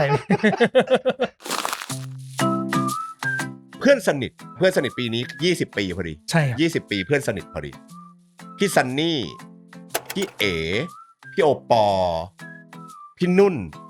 ณวันนั้นก็แทบจะเป็นผมใช้คำว่าเป็นนักแสดงที่คนยังไม่ค่อยรู้จักขนาดนั้นจริงๆใหม่หมดเลยครับใหม่หมดเลยในมุมของการกำกับทำไมถึงกล้าที่จะเอานักแสดงใหม่มาใส่ในหนังแล้วซัดมันแล้วมันดันสักเซสด้วยอะครับพี่มันถูกตัดสินใจถูกคิดด้วยอะไรครับจริงๆแล้วฮะจริงๆแล้วถ้าพูดแค่ในแง่ของการทำหนังไม่พูดถึงแง่มาร์เก็ตติ้งนะพูดถึงเรื่องทำยังไงให้คนเชื่อว่าตัวละครนี้ไม่มีจริงๆอ่ะถ้าเป็นไปได้สำหรับผู้กำกับทุกคนอ่ะก็อยากให้นักแสดงใหม่หมดแหละเพื่อให้คนดูเชื่อว่าตัวละครตัวนี้มันไม่ใช่ดาราคนเนี้ยถ้าตัดความสำเร็จในทางการตลาดออกไปนะต้องการคนที่หน้าใหม่เล่นได้เหมาะสมกับบทใช่ตัวละครแบบเสมือนเป็นคนเดียวเขาเกิดมาเพื่อเล่นบทนี้เลยอะไรอย่างเงี้ยแต่ว่าเป็นไปไม่ได้เพราะว่าความสามารถหรือว่าการโปรโมทหรืออะไรต่างๆโชคดีที่ว่าช่วงแรกๆของ GTH ครับทางบริษัทคือเขาแล้วแต่เลยนะครับบางเรื่องก็สมควรจะมีดาราบางเรื่องก็คิดว่าควรจะเป็นนักแสดงใหม่อะไรเงี้ยคือไม่มีข้อจำกัด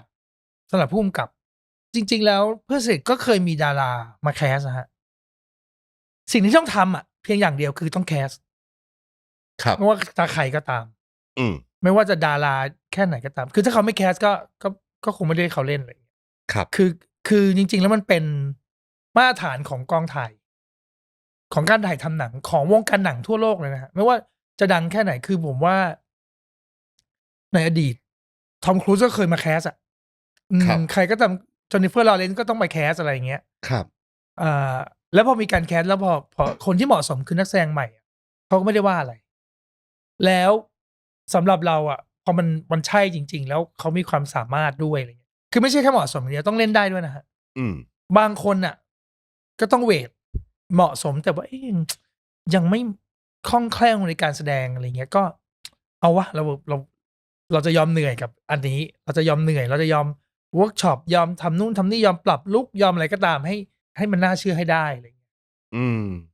เพราะฉะนั้นเนี่ยถ้าถามแบบเนี้ยก็คือว่าไม่ได้มั่นใจหรอกว่าจะสักเซสหรือเปล่าแต่รู้สึกว่ามันจะเป็นหนังที่เป็นไปตามอย่างที่เราอยากจะได้ในหัวผู้กำกับหมายความว่ามันเป็นตัวละครตัวนี้มันเป็นเด็กผู้ชายไอ้ซันเด็กผู้ชายเงอะงะคนหนึ่งที่ไม่ค่อยกล้าตัดสินใจอะไรแต่ว่าเป็นคนจิตใจดีแล้วก็รักเพื่อนอะไรเงี้ยไอ้ดากันดาเป็นหญิงเปรี้ยวซ่าดาวเหนือที่แบบมีเพื่อนเป็นผู้ชายมากกว่าผู้หญิงไอ้เอ๋เป็นนุ้ยที่พังงานที่แบบมีรอยยิ้มที่คนต้องเอามาจดจำเอามาเขียนถึงอะไรเงี้ยไอ้โอปอเป็นพยาบาลแตนที่หลงตัวเองมากๆคิดว่าตัวเองสวยสุดในเกาะอะไรเงี้ยไอ้ดัมมี่ที่เล่นเป็นฟิวเหยินที่แบบกูหน้าหม้อตลอดเวลาอะไรคือก็จะมีความเป็นตัวตนของตัวละครที่เราคิดว่านักแสดงคนนี้เข้าไปสวมแล้วมันแบบมันเชื่ออะไรเงี้ยซึ่งจริงๆแล้วถ้าเป็นดารานักแสดงอาจจะได้รายได้มากกว่านี้ก็ได้นะหมายความว่าคนรู้จักอยู่แล้วอะไรเงี้ยแต่ว่าในแง่ของความเหมาะสมความเป็นหนังถ้าเป็นคนที่คนดูไม่รู้จักแต่ว่าเล่นได้ แล้วเขาเชื่อจริงๆเนี่ยมันเคยมีเหตุการณ์หนึ่งอะฮะมันเป็นรอบฉายก่อนรอบฉายจริงของเพื่อนสนิท ครับ ที่โรงหนังเมเจอร์ถ้าจะไม่ผิด ก็คือเป็นคนที่ชิงโชคมาจากอะไรสักอย่างผลิตภัณฑ์อะไรเงี้ยฮะสมมติหนังฉายพรุ่งนี้วันนี้ฉายรอบเนี้ย ครับ ก็คนก็เดินเข้าโรงไป ตอนก่อนเข้าโรงมันจะมีเวทีเล็กๆ เพื่อจะให้ออกมาแล้วมีกิจกรรมร่วมกันแจกของแจกเขินผมไอ้ซันนี่ไอ้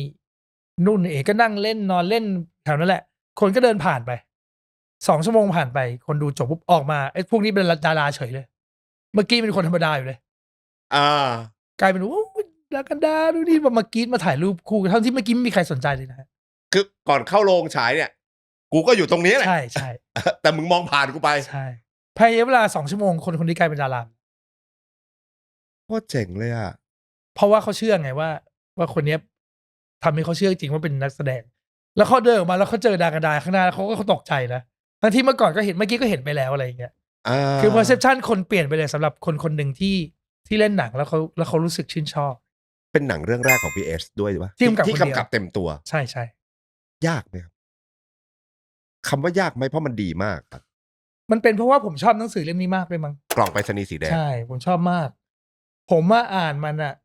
สมัยก่อนเนี่ยเพื่อนๆ6 คนนี่แหละพุ่งกับแฟนฉันเนี่ยแหละแล้วก็อื่นๆหลายๆคน ครับ ตอนเรียนเนี่ย เราจะชอบอ่านหนังสือแล้วมาโม้กันว่าเล่มนี้ดีมากมึงไปซื้ออ่านมาเลยอะไรเงี้ยคือวัฒนธรรมการอ่านหนังสือสมัยผมยังเรียนอ่ะมันแข็งแกร่งมาก ครับ มันเป็นสิ่งที่แบบ เราจะต้องได้อ่านในสิ่งที่คนอื่นอ่าน ถ้ามันดีอะไรเงี้ยหนังสือเล่มนี้มันดีมากว่ะมึงต้องอ่านไปแล้วเข้าในอินแล้วต้องหยิบมาอ่านแล้ว ครับ แล้วพรุ่งนี้ต้องมาโม้ให้มันฟังแล้วอะไรเงี้ย แล้วเล่มนี้ก็คือเล่มที่ผมชอบมาก ผมอ่านหนังสืออ่านอย่างเงี้ยสมมติอยู่ที่คณะแล้วก็แต่นั้นจบแล้วมั้งจบแต่ชอบไปคณะกันนั่งอยู่แล้วก็อ่านไปครึ่งหนึ่งแล้วแบบ นั่งรถเพื่อจะไปร้านแก้ควย ครับ อีกแล้วแก้ควยอีกแล้ว อย่างหนึ่งที่ไม่เคยเปลี่ยนแปลงคือร้านเก๊ก ใช่ กี่สิบปีผ่านไปก็เหมือนเดิม พอไปถึงร้านปุ๊บอะผมแบบกูเข้าห้องน้ำก่อนเข้าห้องน้ำแล้วอ่านให้จบอีกครึ่งนึงเลยอะ ครับ เพราะว่าชอบมากแล้วก็อ่าน แล้วก็ติดอยู่ในใจมานานมาก คืออ่านตอนยังไม่ทำหนังนะฮะประมาณสัก3-4 ปีตอนจบอะหลังจากเรียนจบอะฮะ ครับ ยังทำเป็นผู้ช่วยเลยฮะมันยังไม่ได้ทำหนังเลย แล้วพอแฟนฉันจบปุ๊บก็เอาหนังสือเล่มนี้ให้พี่เก้งเลยบอกว่าผมอยากทำเล่มนี้ครับผมชอบมากอยากทำเล่มนี้มาก แล้วก็พัฒนามันขึ้นไป เพราะฉะนั้นเนี่ยเราจะอินมันมากเราจะเห็นไอ้ไข่ย้อยดากันดาโดยเนี่ยมานานมากแล้ว แต่ว่าเรายังไม่เคยเจอตัวจริงเขาเลยอ่ะถ้าถามว่าทำไมมันถึงแบบว่าคนถึงชอบอะไรเงี้ยเพราะว่าผมอินตั้งแต่แรก แล้วก็การทำหนังเรื่องแรกเนี่ยมันก็ทำด้วยความไม่รู้อะไรเลยอ่ะไม่รู้ว่าเขาทำกันยังไงคำว่าอย่างเช่น งานวัดที่พังงาน ครับ เกิดขึ้นกลางคืน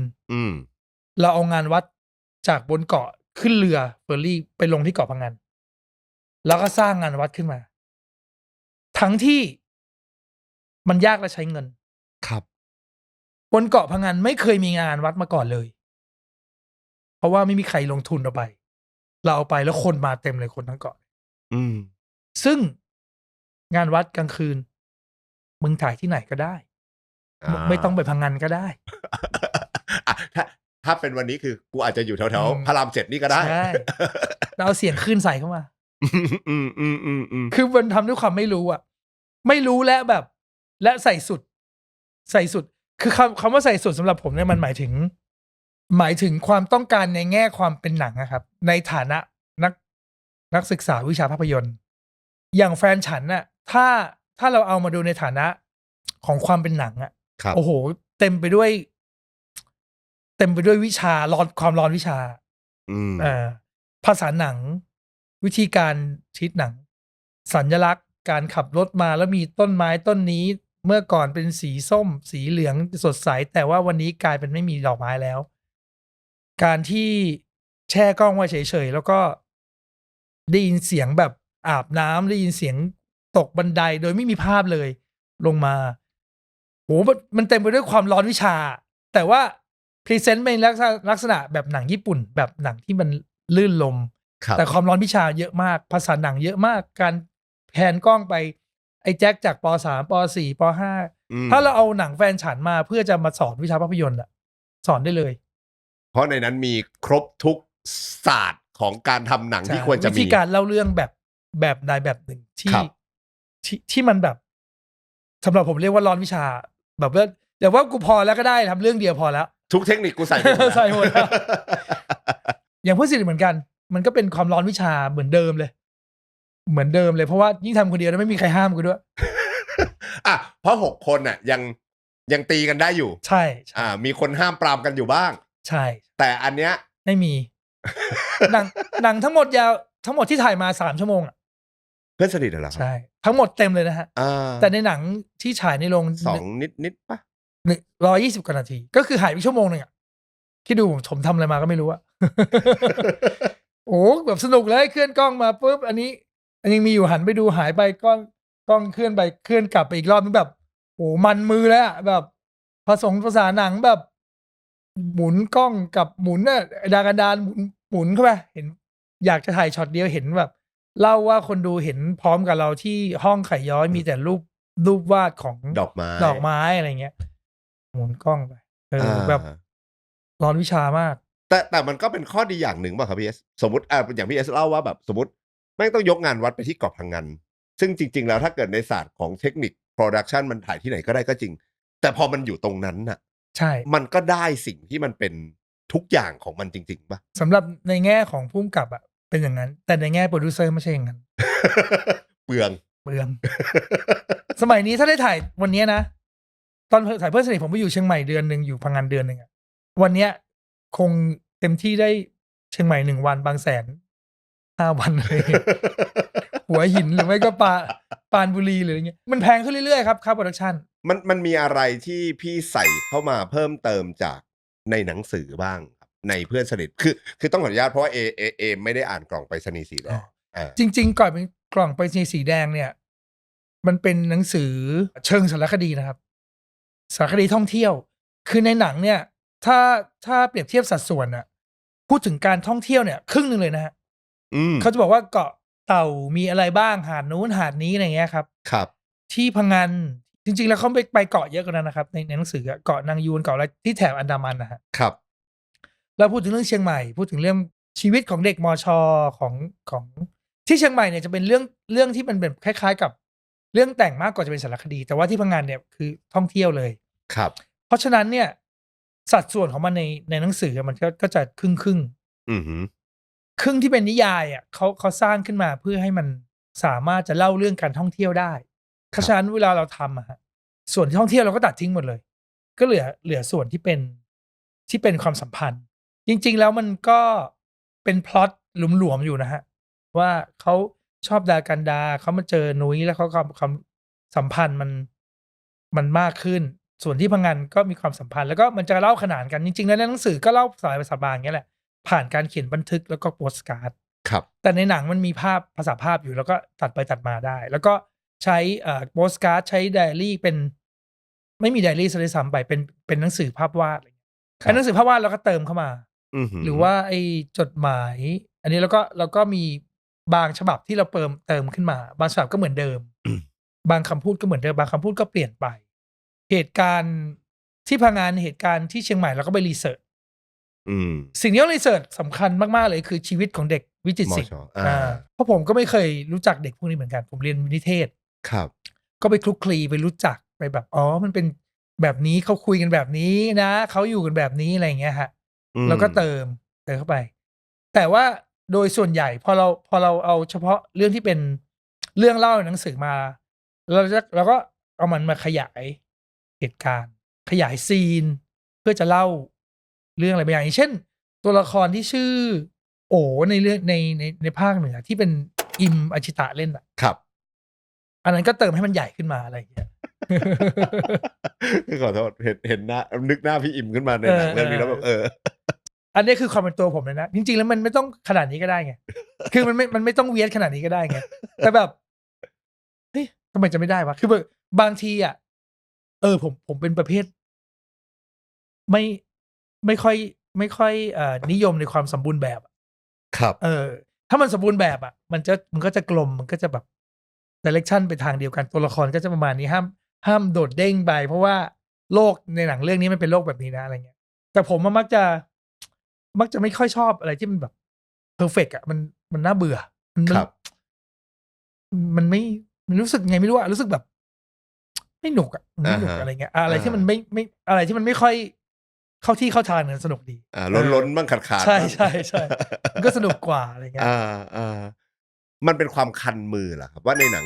หลายๆเรื่องของผู้กำกับหลายๆท่านน่ะขอกูเล่นด้วยสักซีนหนึ่งนะอะไรอย่างเงี้ยอะไรอย่างเงี้ยอ่ะขอกูเป็นคนขับรถก็ได้ขอกูเป็นอะไรอย่างเงี้ยหรือกระทั่งแม้กระทั่งพี่เอสก็ไปกูเป็นรุ่นพี่ก็ได้อะไรอย่างเงี้ยมันหรืออยากสนุกหรือนิดนึงน่ะหรือยังไงฮะตอนนั้นหรืออาจจะต้องทิ้งลายเซ็นไว้ในหนังตัวเองอะไรอย่างงี้ป่ะว่าคนนี้แหละคือคู่กำกับเลยเวลาคนดูแล้วเราไม่รู้ว่าใครกำกับว่าอ๋อนี่ไงที่เล่นคนนี้ครับแต่จริงๆแล้วจุดเริ่มต้นอ่ะมันไม่ได้มาเพราะว่าผมอยากเล่นนะตอนแฟนฉันก็กระจายไปทุกคนก็เล่นหมดแต่ว่าบทเล็กๆอะไรเงี้ยเห็นแวบๆตอนเพื่อนสนิทเนี่ยเหตุการณ์เกิด2ที่เชียงใหม่กับพังงานครับและตัวละครเพียง2ตัวเท่านั้นน่ะที่อยู่ทั้ง2ที่ก็คือไข่ย้อยกับพี่คนหนึ่งที่เป็นพี่ที่ผีเข้าที่เชียงใหม่ครับแล้วเขาเป็นคนมาเที่ยวพังงานแล้วเขามาเจอไข่ย้อยแล้วเขาก็เลยไปบอกคนที่เชียงใหม่ว่าเจอไข่ย้อยที่พังงานดาก็เลยรู้ว่าไข่ย้อยอยู่พังงานอันนี้คือตัวละครตัวนี้นะที่อยู่2ที่การถ่ายทำจริงก็คือเอาไอ้ซันนี่ถ่ายทีหนึ่งที่เชียงใหม่ก็ถ่ายกับนุ่นถ่ายกับไอ้ดัมมี่ถ่ายไปจบปุ๊บพอมาถ่ายที่พังงานโกนหัวถ่ายที่พังงานซึ่งกองถ่ายเนี่ยย้ายมาใครล่ะใครนะใครนะที่มันอยู่ทั้ง2ที่ใครแล้วไม่ต้องแคสไม่ต้องไปจ้างไม่ต้องไปเสียอะไรเยอะแยะใครสักคนหนึ่งเนี่ยที่มันอยู่ทุกที่ที่กองถ่ายไปเนี่ยก็คือกูเนี่ยแหละแล้วเมื่อก่อนผมยาวไงครับเมื่อก่อนผมยาวถึงนี่เลยก็เลยเหมาะที่จะเป็นเด็กวิจิตรได้อะไรอย่างเงี้ยอันนี้นี่คือเห็นแล้วผลส่วนหนึ่งใช่แต่จริงๆผมไม่ได้คนคิดเองนะเงาะเป็นคนคิดเงาะบอกว่าหรือใครสักคนหรือว่าทีมงานนี่แหละบอกว่าพี่เล่นเองเลยว่าพี่อยู่ทุกที่อยู่แล้วมันไม่มีที่ไหนที่พี่ไม่ได้อยู่แล้วเวลาไปถ่ายพี่ก็เล่นเองไปเลยอะไรอย่างเงี้ยแล้วก็พอเป็นพี่รุ่นพี่เสร็จปุ๊บผีเข้าทักเสร็จแล้วก็คัดเองชักเองคัดเองนักเลงพอแล้วอย่างเงี้ยชักเองคัดเองนักเลงพอคัดแล้วก็วิ่งไปดูมอนิเตอร์แล้วอย่างซีนที่พี่เอสเอาซิมโบลิกในเพื่อน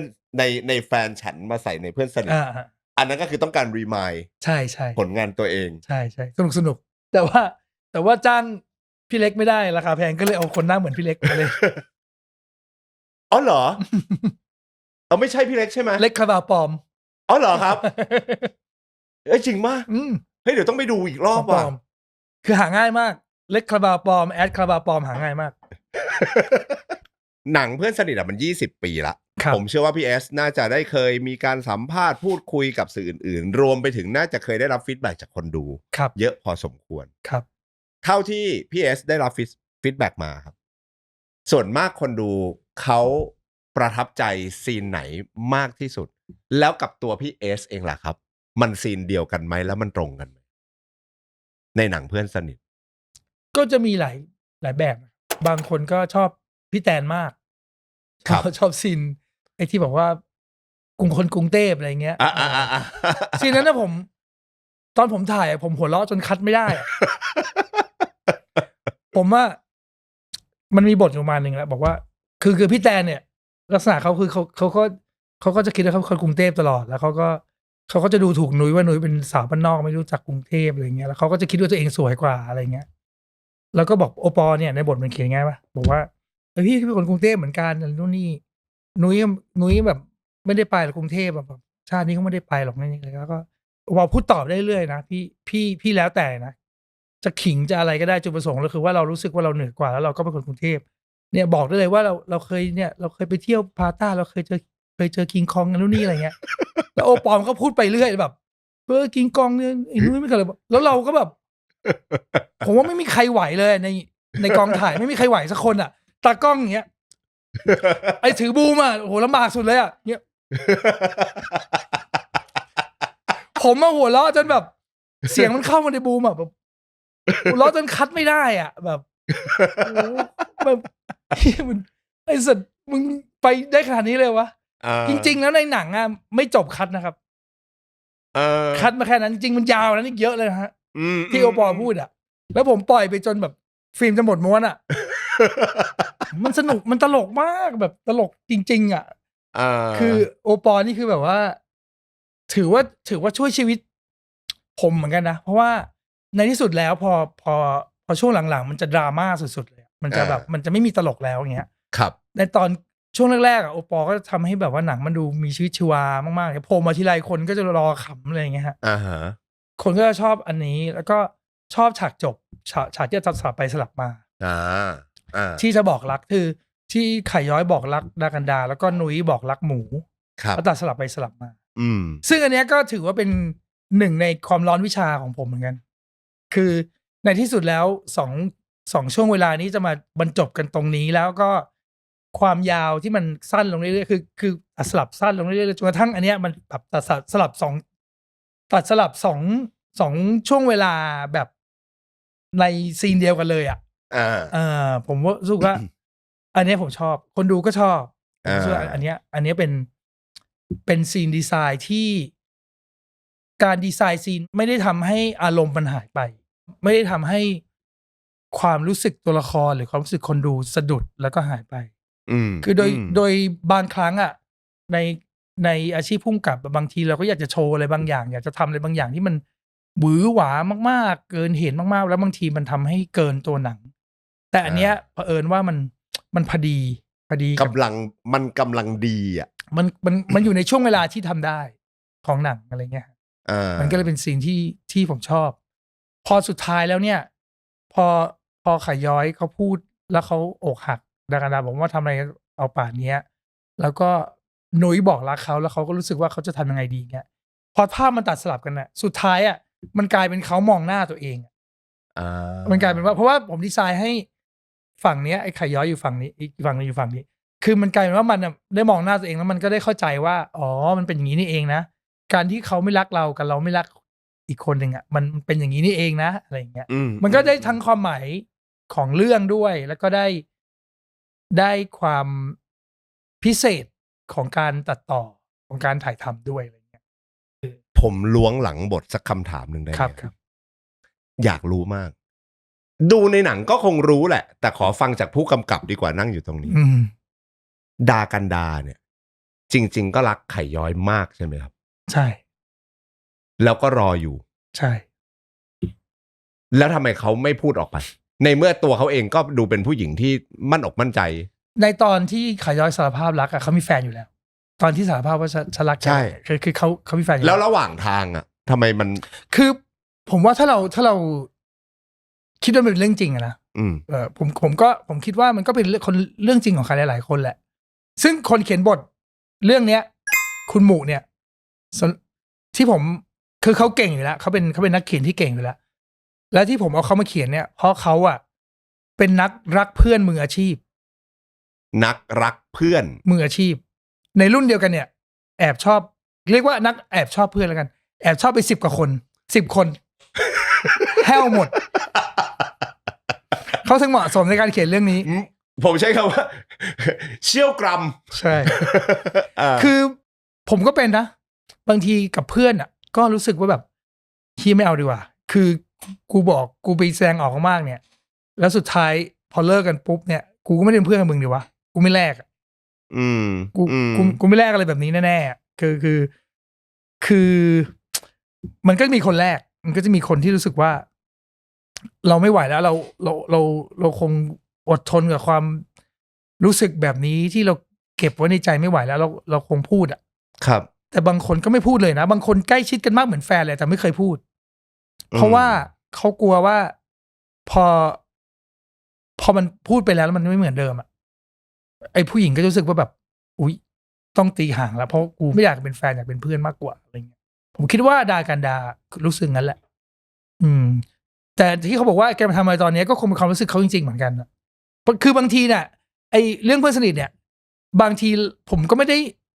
ด้มั่นใจทุกอย่างที่ตัวละครพูดนะผมก็คิดว่าประมาณนี้แหละเพราะว่าผมไม่ได้ตีความตัวละครไปแบบ 100% ว่ายังไงกันแน่บางที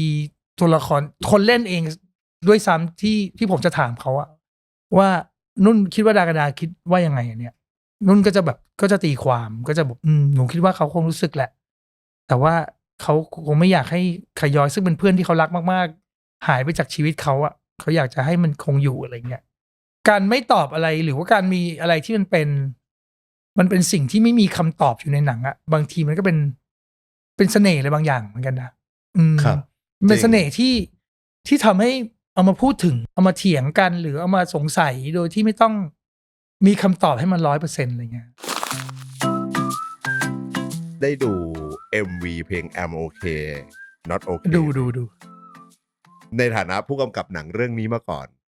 จริงๆได้คุยกับทางผู้กำกับ MV ไหมครับไม่ได้คุยเลยครับคือมีคนบอกผมว่าจะมีอะไรบางอย่างเกี่ยวกับเกี่ยวกับบอยป๊อตแล้วก็เอาอิเลเมนต์เพื่อนสนิทไปใช้พูดบอกแค่นี้แล้วก็ไม่มีใครบอกอะไรผมแล้วก็สุดท้ายผมเห็นพร้อมทุกคนนั่นแหละคือจริงๆแล้วอะในครั้งแรกที่เห็นเลยนะฮะเขาก็คือฮากันมาแล้วเขาก็เปิดดูครั้งแรกที่เห็นเนี่ยแล้วพอสัมภาษณ์บอกว่าบอกชื่อหน่อยบอกว่าชื่อดากันดาผมก็ตกใจ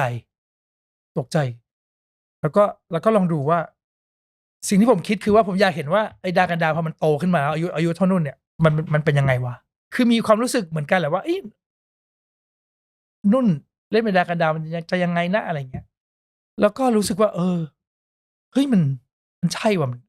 มันเป็นดากันดาที่โตขึ้นจริงๆว่ะแล้วยิ่งไอ้ซันโผล่มานี่ผมตกใจเลยเพราะมันเป็นจริงๆมันเล่นเป็นไข่ย้อยจริงๆอ่ะคือแบบเฮ้ย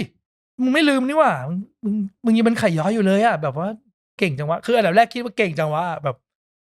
แล้วหลังจากที่ความคิดหายไปเป็นความรู้สึกอะแล้วเราก็รู้สึกแบบโอ้ยดีใจจังเลยเนาะเขาได้เจอกันแล้วเนาะดีใจแบบ ขนลุก ดีใจเฮ้ยเขาได้เจอเขาได้คุยกันด้วยอ่ะเขาได้กอดด้วยแบบ เราไม่เคยคิดมาก่อนแล้วเราจะได้เห็นภาพเนี้ยแล้วเราก็ไม่เคยคิดเราจะทำด้วยแล้วเพราะว่าอยากให้ภาพนี้เป็นภาพส่วนตัวของแต่ละคนหมายความว่าก็มีภาพส่วนตัวของตัวเองถ้าสมมติได้เจอนะก็อันนี้ก็คือภาพส่วนตัวของพุ่มกับ MV อันนี้แหละเขาเห็นว่าถ้าเขาเจอกันจะเป็นยังไงเราก็รู้สึกแบบปลื้มดีใจแล้วก็น้ำตาซึมเหมือนกันนะดีใจอ่ะฐานะที่เราเหมือนเป็นพ่อแม่หนังเรื่องนี้เป็นพ่อหนังเรื่องนี้เราก็แบบโอ้ดีใจจังเลยว่าเขาได้เจอกันแล้วแบบแล้วมันก็เป็นจริงๆด้วยมันไม่ได้เป็นคนอื่นเลยอ่ะมันไม่ได้เล่นเป็นการตีความเพื่อจะทำให้มันมีอะไรขึ้นมาเขาก็เป็นธรรมชาติเป็นดากันดาที่เป็นธรรมชาติเป็นไข่ย้อยที่เป็นธรรมชาติก็คือถ้าในวันนั้นอีก20 ปีเขาโตขึ้นมาอายุ40 กว่าเขาคงเป็นอย่างนี้แหละคงเป็นคน2 คนนี้แหละแต่ว่าวันนี้เขาได้มาเจอกันแล้วก็ในสถานการณ์แบบนี้นะแล้วสุดท้ายที่มากอดนั้นสุดๆอ่ะอันนั้นแบบคือตอนดู MV เพลงเนี้ยแล้วมันเป็นไข่ย้อยกับดากันดาแล้วแค่มานั่งนิ่งๆมองตากันน่ะมันแปลกผมไม่รู้ว่าคนดูเป็นเหมือนผมหรือเปล่านะแต่มันคือหมายถึงว่าในระหว่างที่เราฟังเพลงเนี้ยใน MV อันเนี้ยแล้วเห็นพี่ซันนี่กับพี่นุ่นนั่งมองหน้าภาพหนังของพี่ทางเรื่องมันมาในเพลงเนี้ยแม่งมาแบบพึบมันทำให้แบบมันเป็นเรื่องพลังของหนังที่มันสร้างผมใช้คำว่าอะไรมันสร้างจุดจบไว้เพื่อต้องการอะไรแบบนี้หรอ ซึ่งพี่ไม่เคยคิดอยากให้มันมีซีนจบแบบ complete ว่ามันจะต้องเป็นอย่างไรใช่ใช่TDS เคยจะทำแบบเหมือนไซส์สตอรี่ครับเหมือนกับว่าเหตุการณ์ในหนังแต่ละเรื่องของ GDS มันมีไซส์สตอรี่อะไรบ้างอะไรเงี้ยครับแล้วพี่เก้เคยคิดกับผมอะนั่งคิดแบบว่าเคยจะทำเรื่องนี้แหละแต่ว่าไม่ได้ทำเรื่องอื่นครับสุดท้ายแล้วอะที่พี่เก้กับผมคิดไว้คือไอ้ไข่ย้อยกลับไปเชียงใหม่ได้กับดากันดาแล้วก็ภาพที่เห็นคือไข่ย้อยซักผ้าแล้วก็ดากันดาอุ้มลูกอยู่แล้วก็มี รถเบนซ์คันหนึ่งขับมาจอด แล้วก็เป็นนุ้ยเดินลงมา แล้วก็นุ้ยอะได้กับเศรษฐีเป็นพ่อเลี้ยงภาคใต้ขย้อยต้องมาแล้วโดนด่าว่าแบบมึงทำงานบ้านดีๆหน่อย ซักผ้าเสร็จแล้วไปถูพื้นด้วยเลย อันนี้คือไซส์สตอรี่ ใช่ ที่ตอนแรกตั้งใจจะทำกับพี่คุยกับพี่เก้งไว้ คือถ้าไม่เป็น MV ตัวนี้ก็จะเป็นภาพนี้แหละ ก็ให้คนดูเลือกเอากันจะเป็นภาพไหน ดีแล้วครับพี่ มันเป็นอย่างที่พี่เอสพูดตอนแรกจริงๆเนาะว่าหนังพี่เอสไม่สมหวังสักเรื่องว่ะ ใช่มัน แฟนฉันก็ตอนจบก็ไปแต่งกับคนอื่น ใช่ เพื่อนสนิทก็กลับไปอยู่ใต้อีก แต่สายลับได้กลับมาเจอกันมีสายลับที่อาจจะดูแบบไอ้นี่หน่อย ใช่แต่ตัวมันไม่ได้จบสมมุติแบบแฮปปี้เอนดิ้งอ่ะคือวิธีการจบของผมมันจะเป็นแบบปลายเปิดนิดๆอ่ะมันจะเป็นปลายเปิดอยู่เสมอ เพราะว่า ผมเชื่อว่ามันไม่ได้จบอย่างนั้นคือเราเล่าช่วงชีวิต2คนเนี้ยในช่วงชีวิตหนึ่งที่เขามาเจอกัน หลังจากนี้มันก็มีอีกมากมายที่เราไม่ได้เล่าอะไรอย่างเงี้ยก็เป็นปลายเปิดให้คนดูได้คิดต่อหนังมันจะได้เหมือนไม่จบในใจคนดูซึ่งอนง1ก็เป็นแบบใช่ครับอนง2ไม่รู้ไปดูเอาเองดูเองครับอนง2ก็เป็นแบบนี้แหละครับเกือบพูดแล้ว ถ้าอย่างนั้นสมมติในการเป็นผู้กำกับหรือในการทำหนังของพี่เอสครับถ้าเรามองมันสำเร็จมันฮิตมาแทบทุกเรื่องนะถึงแม้ว่าจะหายไป17 ปีจากการทำหนังแล้วกันแล้วก็กลับมาอนงภาคแรกก็ถือว่า success อะไรอย่างเงี้ยสูตรสำเร็จที่จะทำให้หนังมันฮิตตามสไตล์ของพี่เอสครับสูตรสำเร็จมันคืออะไรผมจะเล่าเรื่องสถานการณ์หนังในวันนี้ก่อนแล้วกันว่าหนังมันมีการแชร์ลิงก์กับสื่ออื่นๆเยอะมากไม่เหมือนเมื่อก่อนครับมีสตรีมมิ่งมี TikTok มีสื่ออื่นๆอะไรเงี้ยคนที่ดูหนังก็น้อยลงแล้วก็การจะอินมันก็จะยากขึ้นเรื่อยๆผมรู้สึกว่าสูตรสำเร็จโดยทั่วไปอ่ะมันยากมากเลยมันไม่รู้ว่าหนังมันจะสำเร็จด้วยสูตรแบบไหนอ่ะเป็นเรื่องที่คนดูรู้อยู่แล้วเหรออันนี้ก็อาจจะเป็นหนึ่งอย่างเช่นเรื่องแม่นาคเรื่องอะไรเงี้ยเรื่องผีที่คนฮิตอยู่แล้วที่รู้จักนู่นนี่มันก็ไม่ใช่ทุกเรื่องที่จะ success อ่ะครับสำหรับผมเนี่ยผมก็ไม่รู้ว่ามันเป็นสูตรที่ทำ success หรือเปล่าแต่ว่าสำหรับสิ่งที่ผมจะทำแล้วก็ทำรู้สึกว่าผมอะแฮปปี้ที่ได้ทำมันแล้วก็จะมีความสุขในบั้นปลายเวลามันได้ออกไปฉายแล้วก็คือว่าได้ทำสิ่งที่ผมสนใจทำเรื่องที่เราสนใจทำเรื่องบวกกับที่คนดูสนใจด้วยที่ผมไม่ทำหนังที่ผมสนใจคนเดียวผมจะคิดว่าอันเนี้ยคนดูเขาน่าจะชอบเหมือนผมไหมคือเราจะทำหนังที่เราชอบและคิดว่าคนดูจะชอบเหมือนเราจะไม่ทำหนังที่รู้สึกว่าคนดูชอบแน่ๆแต่เราไม่ชอบอะไรเงี้ยเพราะไม่อย่างนั้นเราจะเล่ามันไม่สนุกครับเรื่องเนี้ยมันเป็นเรื่องที่คนดูจะชอบเหมือนเราไหมถ้าคิดว่าอย่างนั้นเราก็จะลงมือทำมันและทุกครั้งที่เราทำในแต่ละซีในแต่ละช็อตคำถามที่เราถามตัวเองนอกเหนือจากว่าเราชอบไหมเราจะถามตัวเองว่าคนดูเข้าใจไหม1คนดูเข้าใจไหม2คนดูจะรู้สึกไหมรู้สึกกับสิ่งที่เราทำผมเชื่อว่าถ้าทำไปแล้วคนดูรู้สึกตามที่เรารู้สึกเขาจะรู้สึกประทับใจมันพอประทับใจรู้สึกดีกับมันเขาก็จะบอกต่อกับเพื่อนเขาบอกต่อนะมันก็จะ success คือคำว่า success ของผมมันไม่ได้หมายความว่าทำแล้วมันได้เงินเยอะๆไปเลยมันมาจากการที่คนที่มาดูกลุ่มแรกๆแล้วเขาชอบแล้วเขาก็บอกต่อหนังก็ได้รายได้ไปเรื่อยๆอะไรเงี้ยครับโดยสรุปก็คือว่าทำอย่างที่เราชอบและคิดว่าคนดูชอบแล้วก็ทำให้มันให้คนดูรู้สึกมันมากที่สุดพี่เก้งเคยแบ่งหนังมันแบบ3ระดับคือ1คือดูแล้วรู้เรื่องคนดูไม่งงอันนี้คือทักษะ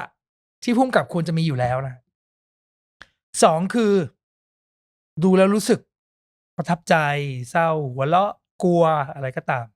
อันนี้ก็ถือว่าเป็นความสักเซสของพุ่งกับอีกระดับหนึ่งแล้วอันดับ3เนี่ยมันยากมากๆเลยคือเขาจดจำมันได้เขานึกถึงมันในบางสถานการณ์ของชีวิตเขานำมันไปเป็นจุดอ้างอิงเป็นสิ่งอ้างอิงหรือเป็นหลักการบางอย่างหรือว่าเปรียบเทียบกับชีวิตตัวเอง ในบางช่วงเวลาของชีวิตอะไรเงี้ยซึ่งระดับนี้มันยากเพราะว่าหนังทุกเรื่องมันไม่ได้มีประเด็นที่เกี่ยวข้องกับคนทุกๆคนมันเป็นบางเรื่องกับคนบางคนที่มันจะเกี่ยวข้องแล้วมันก็จะเชื่อมโยงกันซึ่งเราพยายามจะทำแบบนั้นพยายามที่จะทำโดยที่เราก็ไม่รู้ว่าสูตรสำเร็จเป็นไงแต่ว่าถ้าเรารักเรื่องหนังเรื่องนึงมากพอรักเรื่องราวนี้มากพอผมเชื่อว่ามันก็น่าจะมีคนบางคนที่รักมันเหมือนเราชอบ ชอบก่อนคนดูชอบไหมใช่เข้าใจคนดูเข้าใจไหมคนดูรู้สึกไหมสิ่งที่ข้อที่ 3เนี่ยมันแล้วแต่คนเลยครับเขาจะประทับใจมันมากๆหรือเปล่ามันก็มันแล้วแต่คนอนง2ตอนนี้ยังฉายอยู่ในโรงฉายอยู่ครับนะครับไปถึงไหนฮะอนง2หมายถึงว่าไปเมืองนอกไหมฮะหรือใดๆตอนนี้แพลนอนง2คือก็ตอนนี้ก็จะฉายอยู่โรงที่เป็นเพื่อนบ้านเราเซาท์อีสต์เอเชียก็ยังฉายก็ทยอยฉายแล้วก็เนี่ยเขาอาจจะมีญี่ปุ่นไต้หวันเกาหลีแล้วก็ว่ากันไปในอนาคตนะครับก็อยากให้เขาไปเจอคนเยอะๆคนที่เคยชอบภาค 1หรือว่าไม่เคยดูก็ตามแล้วก็ได้เห็นว่าอนงได้มีชีวิตแบบไหนเขาได้อยู่กี่ชาตินะแต่ละชาติเป็นยังไงชะตาชีวิตเป็นยังไงแล้วเราจะได้ประทับใจชีวิตเขาได้แบบไหนอะไรเงี้ยครับสมมุติไม่ได้ดู1ดู2รู้เรื่องไหมครับรู้เรื่องครับคือในตอนต้นของภาค 2เนี่ยผมมีสรุปย่อไว้สรุปย่อไว้ตอนต้นของภาคของเป็นไตเติ้ลหัวครับแต่ว่าถ้าดูภาค 1ก็จะประทับใจกว่าเพราะมันจะมีบางซีนที่เกี่ยวข้องกันอยู่ถ้าในฐานะผู้กำกับของอนง2ถ้าอยากจะสมมติเจอเพื่อนสักคนเจอคนรู้จักแล้วอยากจะชวนเขาว่ามึงควรจะดูหนังเรื่องนี้นะพี่อยากจะชวนเขาว่ายังไงครับจะบอกว่าลองตามชีวิตอนงดูว่าที่เราเคยเจอในภาค 1มันยังไม่ใช่มีแค่นั้นนะมันมีมากกว่านั้นมีก่อนหน้านี้มันมีหลังนี้แล้วก็หนังเรื่องนี้คุ้มเงินแน่นอนเพราะว่ามีตั้งหลายชาติหนังเรื่องหนึ่งดูเข้าโรงไม่กี่บาทหันเป็นสัก4หาร4ใช่ตกชาติแล้วไม่กี่บาทเองไม่กี่บาทคุ้มดูคุ้มแต่สนุกขอบคุณครับพี่เอสขอบคุณครับ